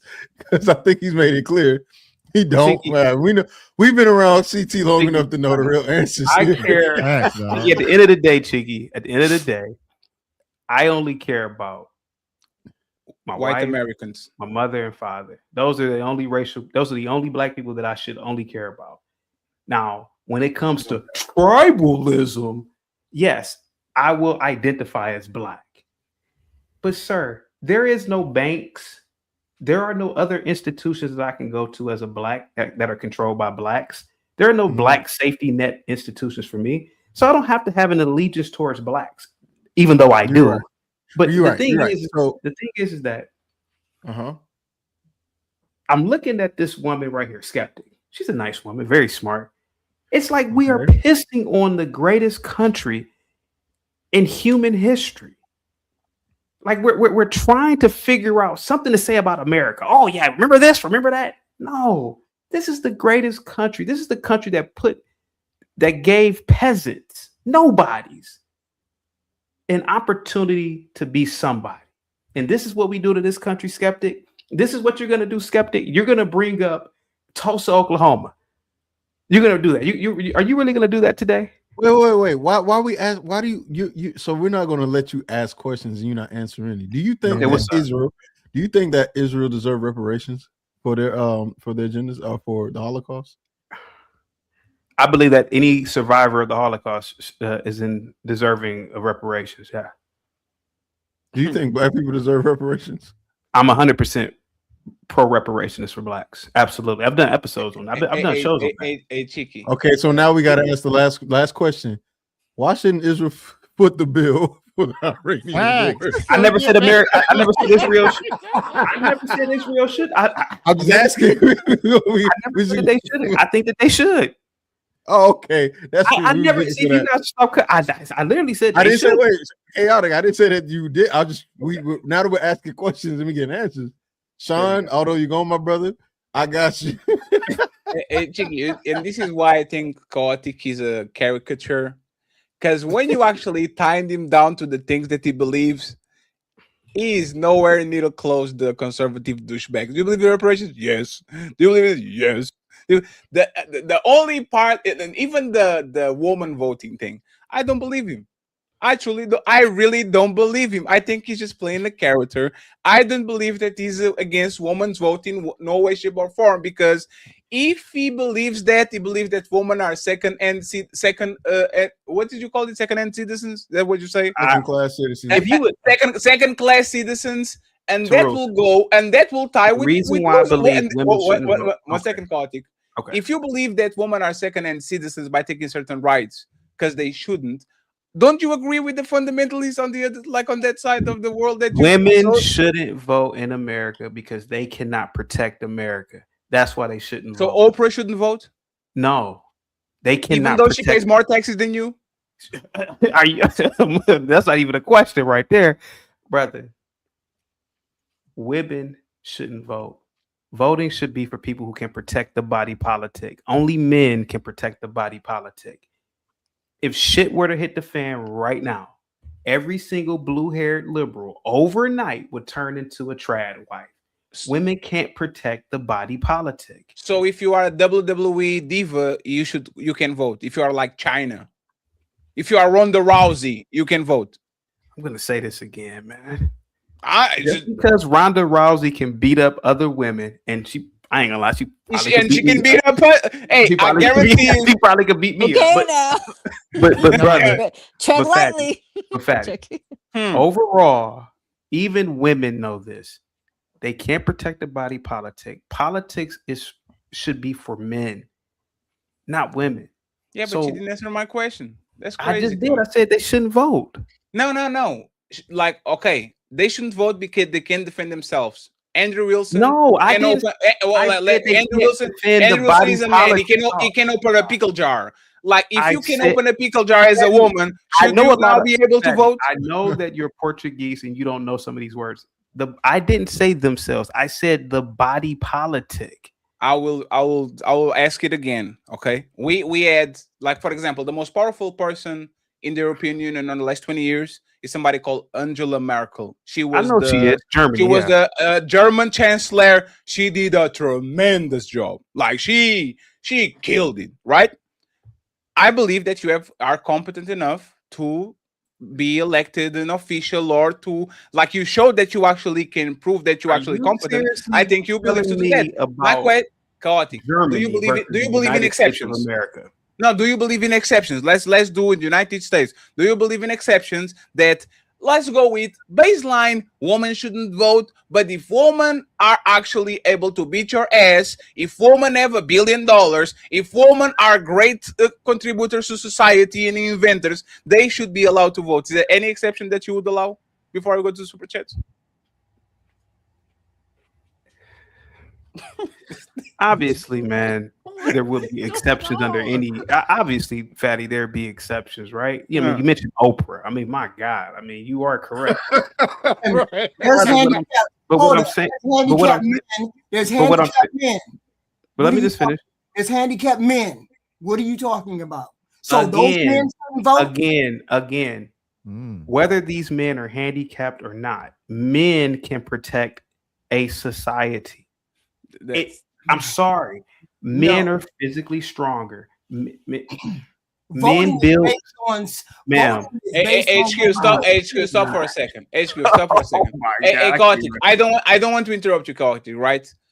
Last of your two presidents are literally one fall away from death. Like Joe Biden and Donald Trump are literally one wrong foot on that step to just go get out of here. And they are the most powerful people on the planet. They are the representation of physical incompetence, but a tremendous amount of power. And I can't even vote on motherfucking Jasmine Crockett because I have a vagina between my legs. How the fuck does that work? Hey, by the way, let me 1 second. Let me ask you this question. Kartik, please answer this, right? Let me pick somebody on the chat. Hey, Jazz Noel. Do you know Jazz Noel, right? You know Jazz Noel? No. Okay. Do you know? Tell me one person that comes to your show on a regular. Oh, the Rebecca girl, that white girl, the big girl with the big girl. Do you know her, right? From the Gospel of Bob. He's like a white girl, like a big girl. RBN. RLM? Yes, you know her, right?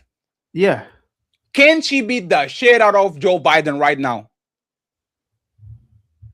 Are you asking me, can a woman who's 30 can Rebecca beat the 90-year-old man? Yes, beat the shit out of Joe Biden right now if they do? But Fatty. So she can vote. Fatty, can I ask you a question, Fatty? Sure. See, you're not an American, and this is why I get a little offended when you talk about my country. Damn. In the 1800s, men built one of the greatest American mega projects. Do you know what that project is, sir? X-Files. The Erie Canal. 51. Do you think women could have built the Erie goddamn canal? Do you know the function of the Erie Canal? Do you know why the Erie Canal is so important to America? Do you know why? No, explain to me.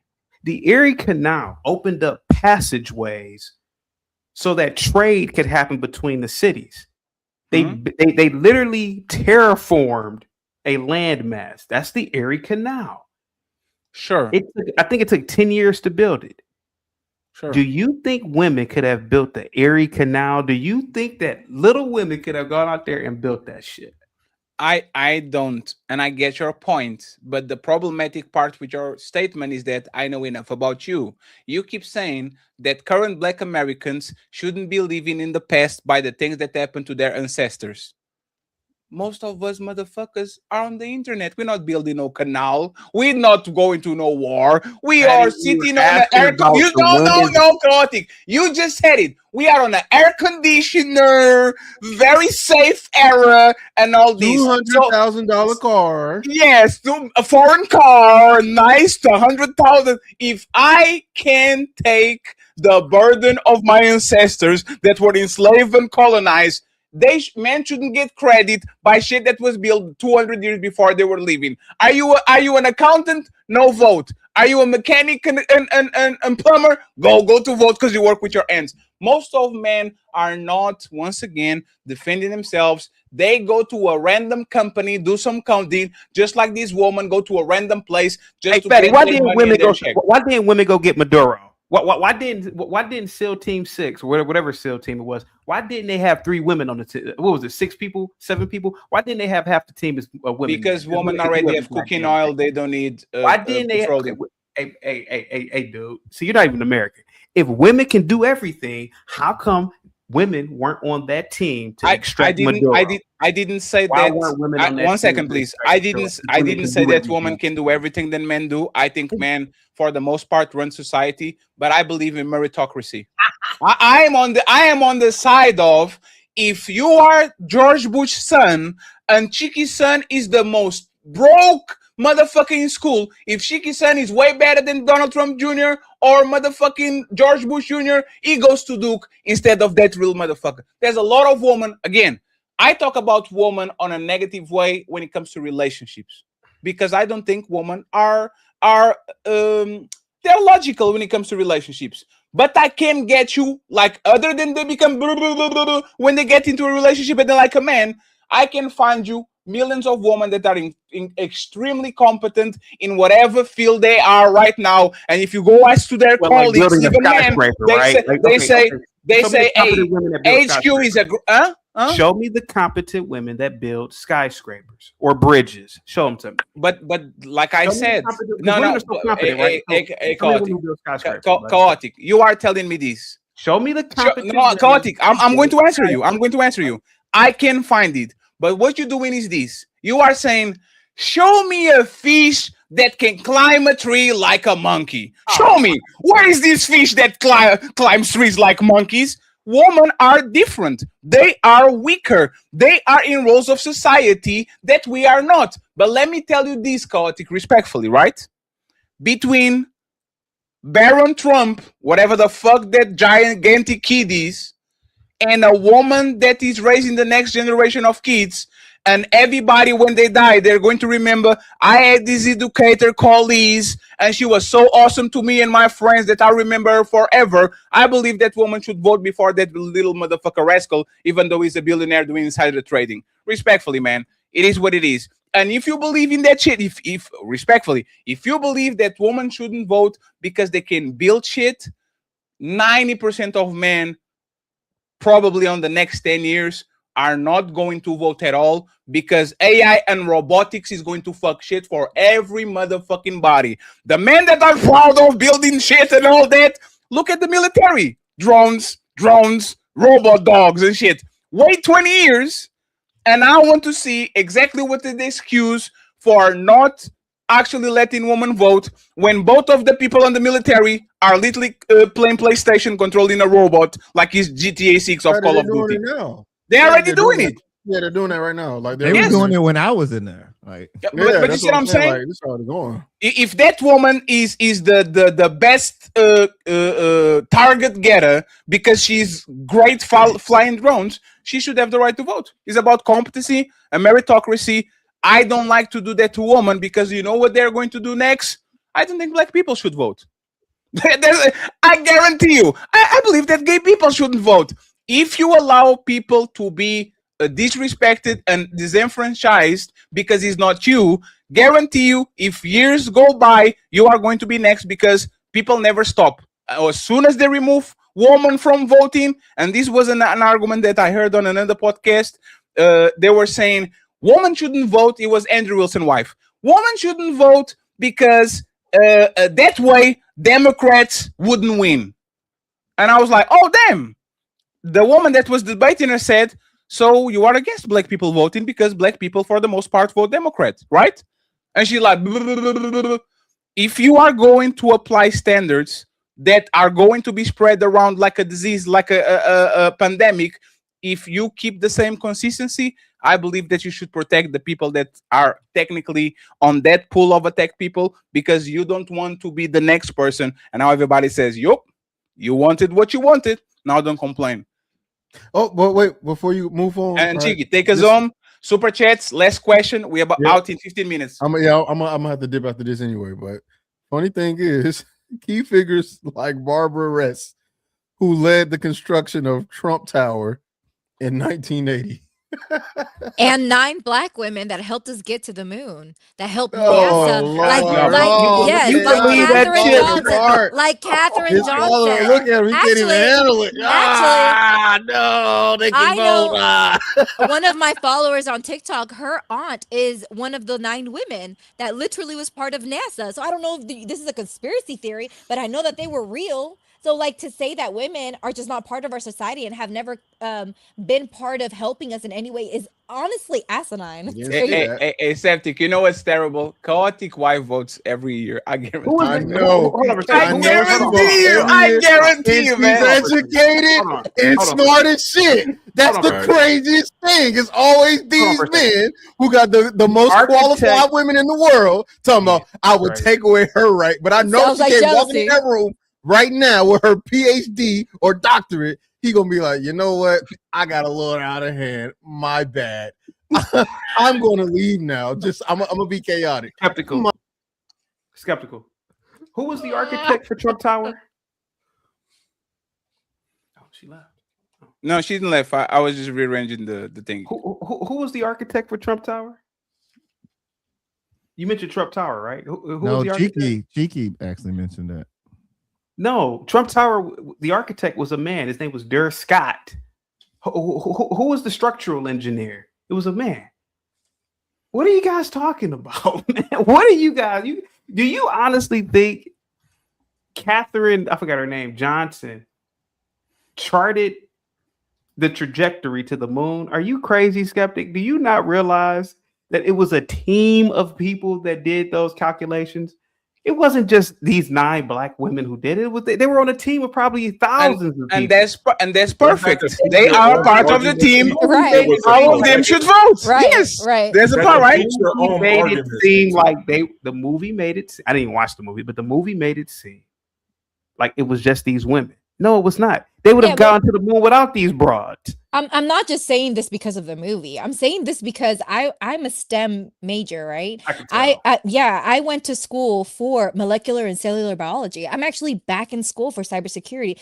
I know women. I talk to women that are in the STEM field. Women actually are the majority of a lot of careers in STEM. A lot of them are doctors. A lot of them are nurses. So like to say that women do not contribute to society or bring anything to society, therefore, but it's I did not say that. When you say that women should not vote, hold on. Protect the body politic. Right, but when you say that women should not vote, you're taking away the autonomy of women to have a say-so over politics and over the government. The government has a lot of say-so over women's bodies. And I'm telling you this as a person in Texas who has seen another person, a woman in Texas, die because she was not able to get health care provided to her. Therefore, she passed away because she had a miscarriage from a child that she actually wanted. So when you say that women should not have the right to vote, you're saying that women should not have a right to a say-so in where they live and what should happen in the country that they live in. You're taking away some of our rights.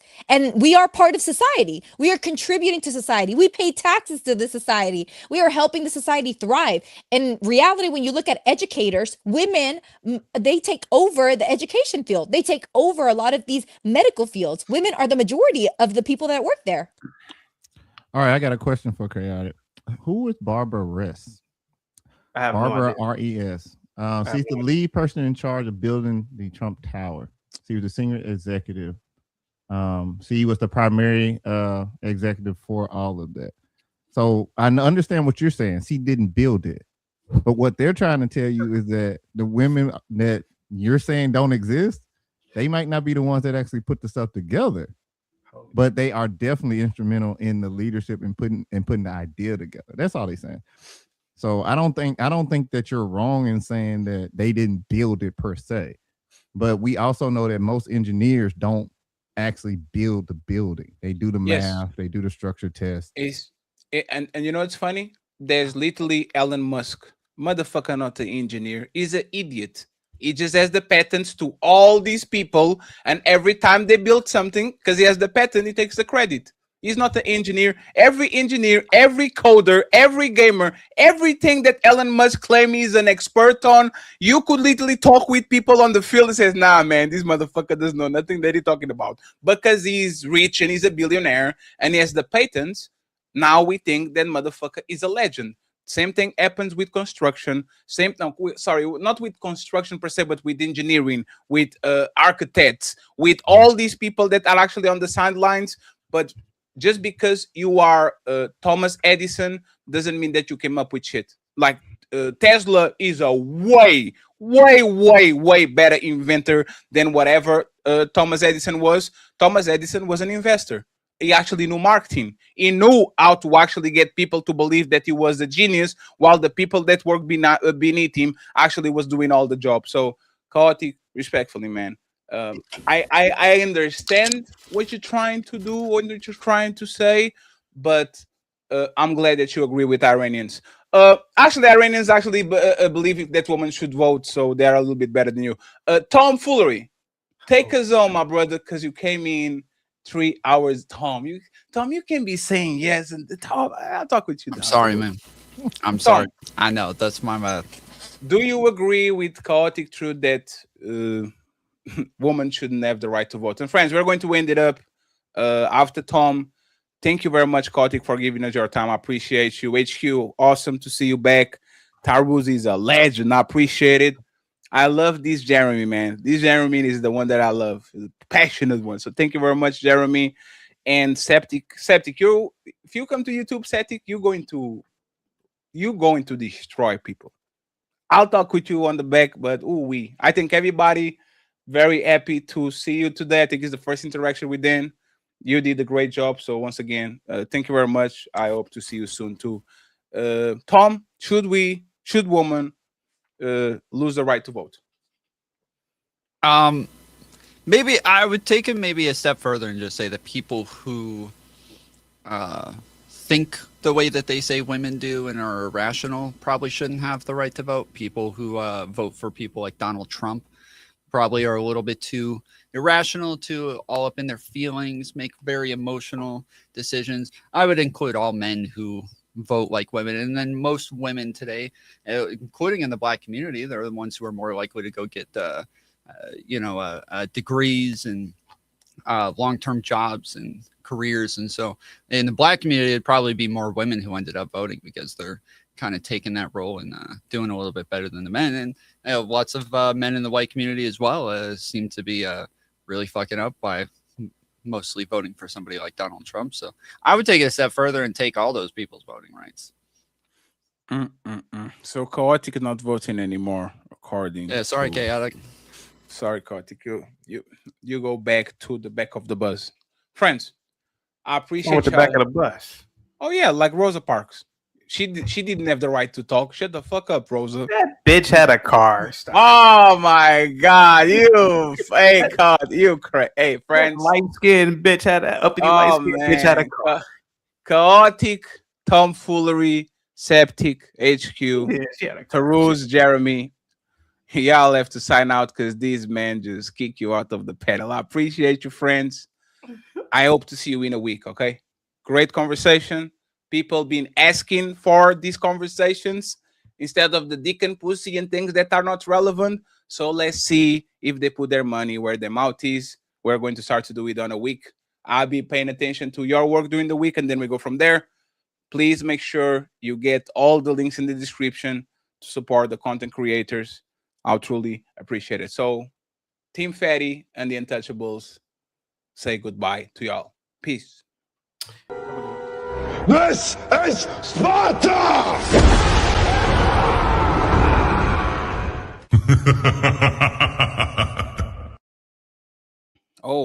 Friends, this was a great pilot. Great pilot episode. Very proud of the guests we had today. It's a soft lunch. I'm going to start to do morning shows on Monday. Okay, it's a promise. We already kind of figured out this new channel, so we go from there. The Cash App is a little bit empty for my liking, but I understand. Okay, let me start with the Cash App real quick. Shout out to my boy Sean Antonio. He said today for coffee. I appreciate you, sir. Thank you very much. We have my boy Carl Anderson with the coffee. The coffee said the USA is asking Ukraine to repay for the war in rare earth minerals. Couldn't we apply the same approach to Israel? That's a great question. My boy Jeremy in the Jason Jamieson. He says for Setic TikTok, Putin bell to ass to CT. Cha-ching. Ooh-wee. And we have another one. I didn't want to read this with septic here. Somebody said the chat intrusive thoughts. What is septic's bra size? Asking for the chat. You don't have to know that's her. You need to watch your mouth. And then we have Nino Nation with $5. I appreciate you, brother. Thank you very, very much. Cha-ching! Okay. And I think I got one less cash app in the mail. It was, of course, my boy Shadow Dragon TV, an untouchable executive, always supporting, always on the back. He says, let me see what he says.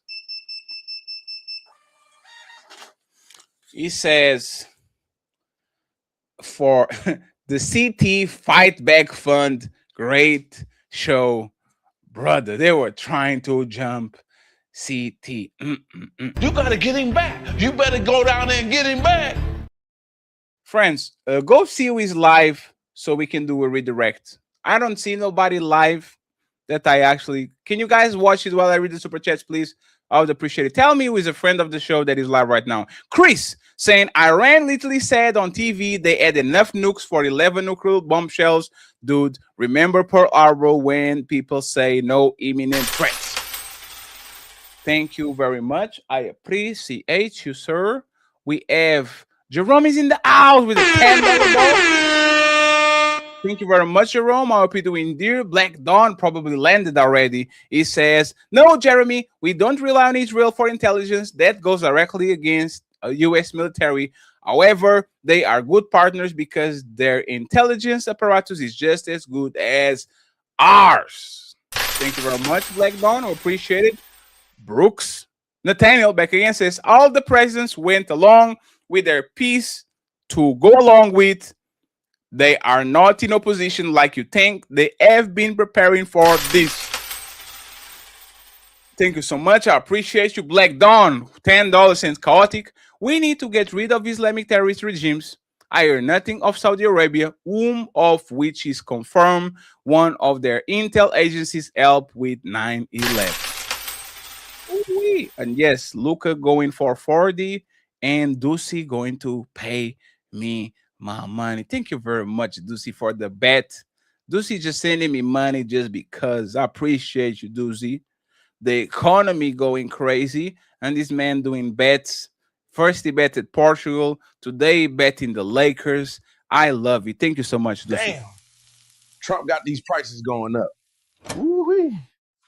Let's go. One fatty burger, please. Get me Modern Renaissance link, Shadow Dragon, please. And we go. I'll send people there, and we can go to Discord afterwards. CT, who created Al Qaeda, said, "I'm him." He doesn't want to talk about that. I mean, I'm telling you, he doesn't. My boy Black Dawn saying chaotic. This is a holy war going for centuries. I like how they sound similar to radical jihadists too. LOL. Through the Fire podcast, there were no weapons of mass destruction. They all lied. That's a fact, sir. With Chris saying septic is wrongfully again. Islam has taken multitudes more lives than Christianity. They invaded Europe for 1,000 years before Europe kicked them out. We have Chris. Notice they didn't mention the 42,000 people Iran deleted in the streets and made the families pay for the bullets. Israel derangements. Thank you, Chris. And we have Iran speaks on it with 5 Messi mission members. Thank you very much. We appreciate your support. Chris back saying, just a reminder, Obama dropped more bombs and drones, struck more people in the Middle East than George Bush did. Thank you, sir. We have Miller saying, my uncle died in the attack on Pearl Harbor, World II. Iran never attacked the U.S. Thank you, Miller. Ducey with the 2 members. The untouchable empire, baby. Thank you very much. I appreciate it. Can y'all get me the link from Modern Renaissance, please? I would appreciate it. Drop in the chat if possible. Through the Fire Podcast, being dishonorable, discharge does not ruin your life. I know 5 nurses and 2 physical, I don't know this word. Physical assistants who were and as the whole damn career stop the cap. Thank you very much, Shadow. We have Chris saying the check and balances for the legal aliens isn't the same as for citizens, but I wouldn't expect a foreigner to know. Oh man, hey.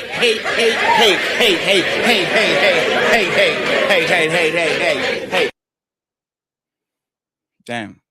They got me with the foreigner again. That's crazy. Shout out to you, Chris. We appreciate you. We have that the Reaper, who is working on OnlyFans. Never mind. Must be 3 or 4 logic. Also, a woman's last name is her grandfather's last name. Thank you so much. We have 5 to go. Big Dog Physique saying, ladies, Walmart always hiring respectfully. And then we have another one. Chris says, please tell Septic that the woman healthcare industry has deleted 22 million African-American children in America since the 60s. Tabitha saying, read before the Mayflower for shit and giggle. Damn, what the Mayflower is. I don't know what that is, Tabitha. Kung Fu. CJ. CT. How I get on, bro. Damn, it was a close panel, friend. Black Bear AR saying, damn, CT, you are surrounded by libtards. Good luck. And finally, last but not least, Kung Fu saying, CT, why did you waste your time? CT has to talk with people that disagree with him, because if that was not the case, that will be an echo chamber. Like, why are y'all so against letting people talk with each other? It's fine. It's totally fine. It's an echo chamber. We actually got several people that agree with CT. They just came in a little bit late or didn't show up. But for the first episode, it was a great episode. Once again, friends, our political journey starts now. I haven't shaved my head for it. The Wake Up Fatty Show with 4 morning shows, and this show as the centerpiece on Thursdays at 5 p.m. is going to be what we're doing over here, and we are about to go out. Okay, friends, thank you so much for the support and the love.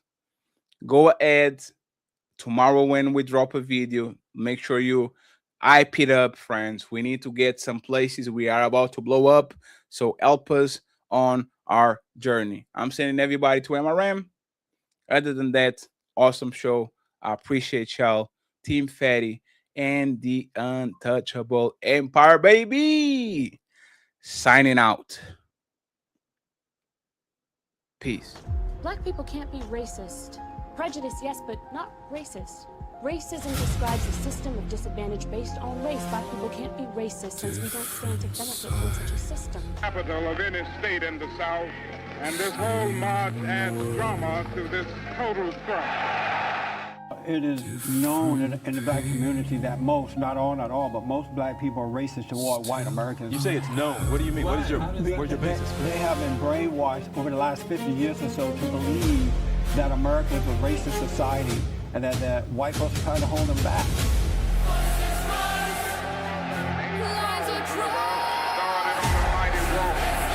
From Selma, Alabama. They told us we wouldn't get here. There were those who said that we would get here only over their dead bodies. All the world today knows that we are here and we are standing before the forces of power in the state of Alabama saying we ain't gonna let nobody turn us around. He couldn't even speak the language, but he worked hard and he made a place for himself and his family. Now why can't you people do the same? My grandfather built this country, man! Why are African Americans still dying at the hands of law enforcement in this country? And so are white people. So are white people. What a terrible question to ask. So are white people. More white people, by the way. More white people.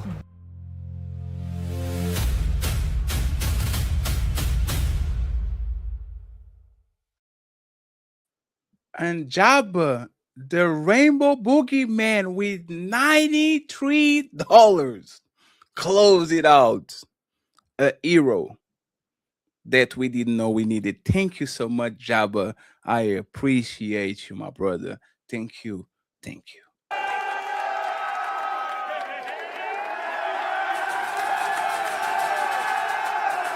All the comments would be fatty McFat, fat, fatty, fatty, fatty, fat, fat. Oh, look how fat he is, right? Look at that fatty. You know, haha, big fun, stupid fatty. I bet he can't go up the stairs. And